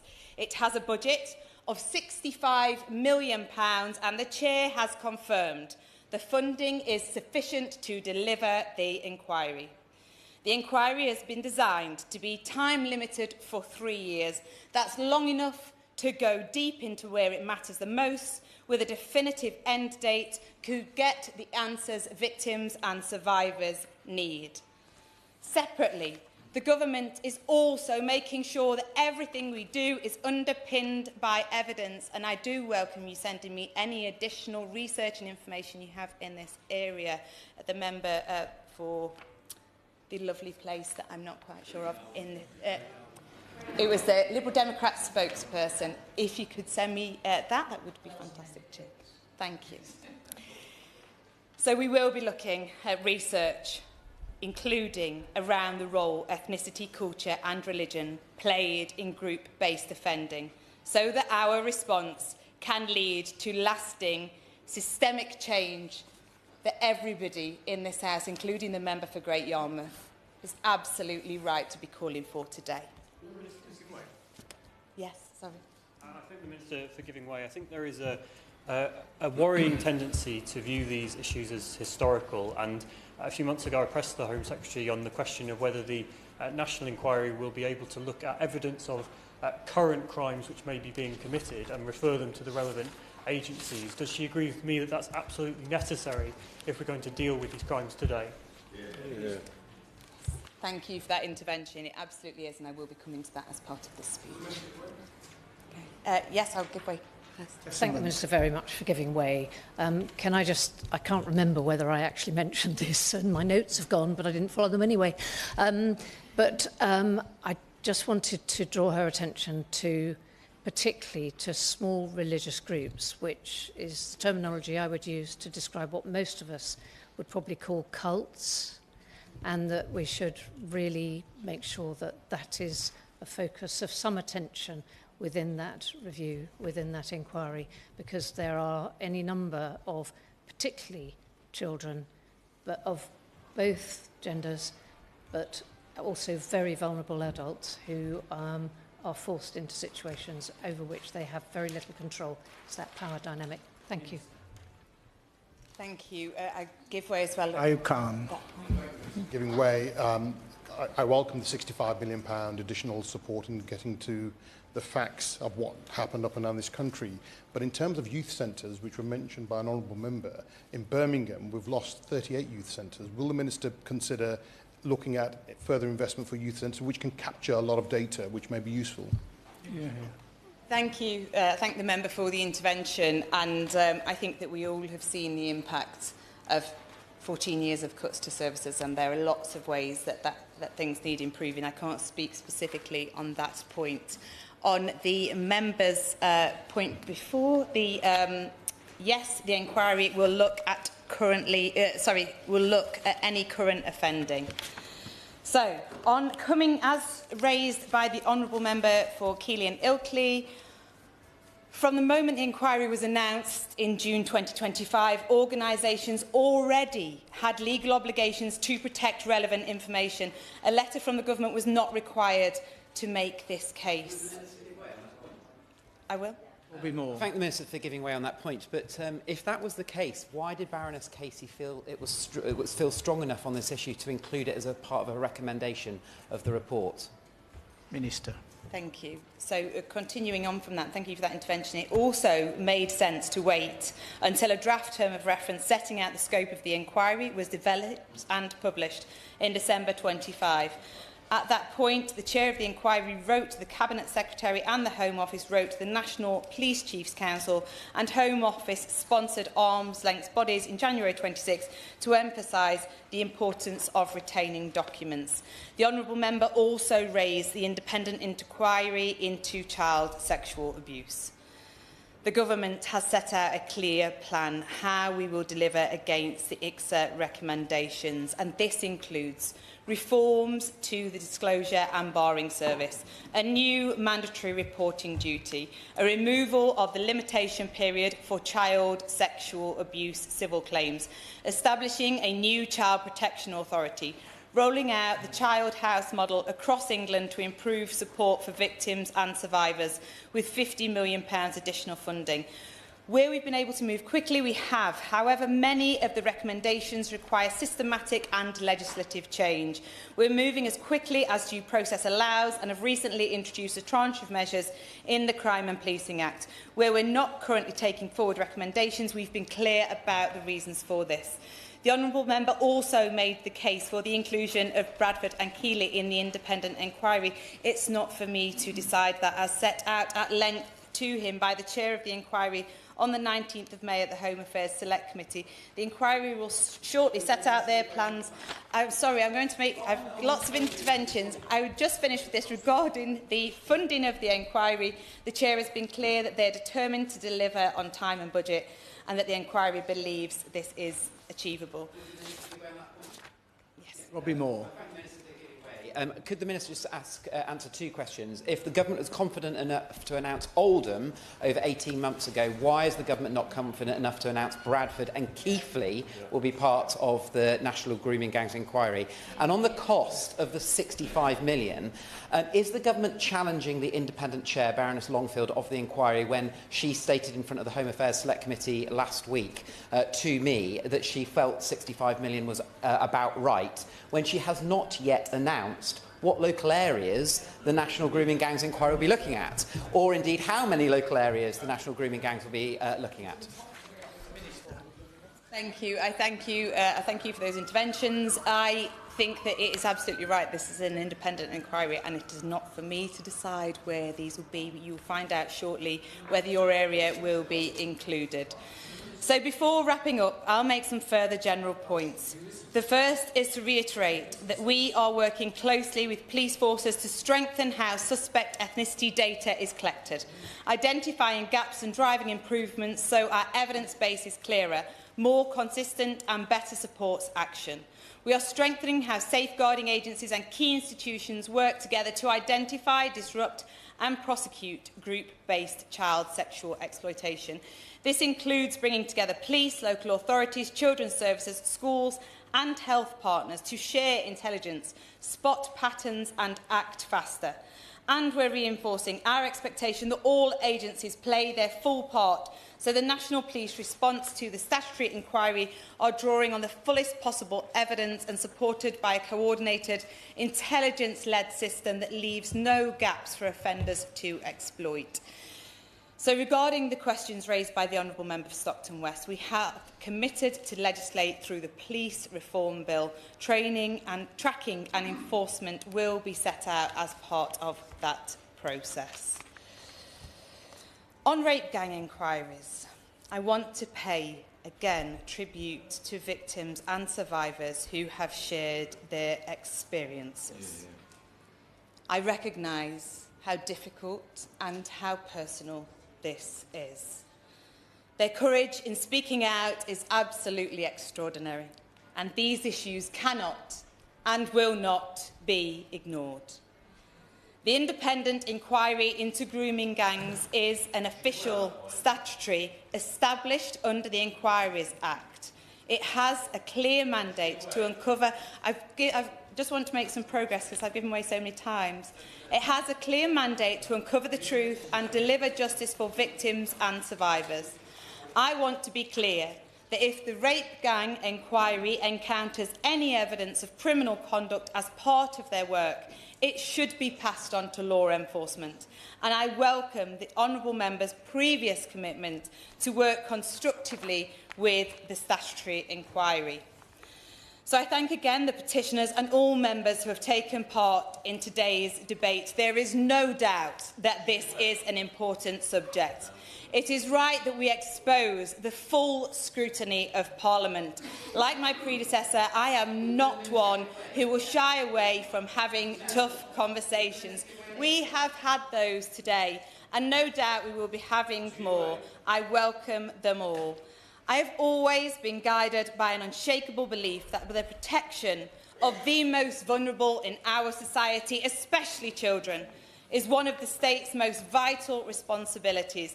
Where that duty has not been upheld, the consequences are devastating, and this government is taking action to ensure the failings of the past are never repeated. I'll give way to the member on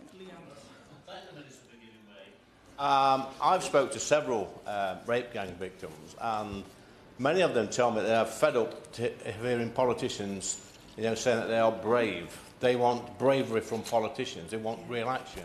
So does the Minister agree with me that any British national that's convicted of a sex offence against children should be locked up for life, and any foreign offender should be deported? Thank you to the member for the intervention. This is something we can absolutely agree on. Where there is an offence committed, then the perpetrator should face the full force of the law. On terms of victims not wanting to be called brave and politicians being called brave when they speak out, which I'm sure that the other honourable member has heard, no victim wants to be called brave.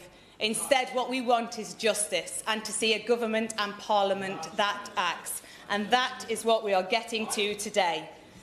So finally, there has been much talk about transparency. Let me state again firmly that we recognise the need to expose the worst examples of human behaviour to the sharp glare of scrutiny. In our mission to protect children and vulnerable people from harm, we will never shy away from the truth regardless of what is found. We will work to ensure that perpetrators are brought to justice and that victims and survivors receive the support they absolutely deserve, so that no child is overlooked, no warning signs are ignored, that every child is better protected in every community in the future. Because ultimately, this is about trust. Trust that the system will act, that the victims will be heard, and that these injustices will never be allowed to happen again. Thank you. Well, Jamie Stone to wind up. Thank you very much indeed. The hour grows late, and the people, I mustn't mention the public gallery, have sat patiently and have listened. We know just how many people signed this petition. That, therefore, is an indication of how important it was out there. We also know that we have members from all over the UK here, from Wales, from Scotland, two of my colleagues, from all parts of England, and from Northern Ireland. And this is because the issue matters in the body politic. And finally this, we should all remind ourselves that these debates, the petition debates, have probably some of the highest viewing figures of anything that happens in this place. It's up there with PMQs. So an awful lot of people out there will be watching at this precise moment. And the key is, Mr Vickers, that we've had a full and proper discussion. We've aired the issue, but it all depends what happens next. I rest my case with that. Is that this House has considered e-petition 730605 relating to the collection and publication of child sexual offender data. Does many of that opinion say aye? Aye. To the contrary, no. I think the ayes have it. The ayes have it. Order, order.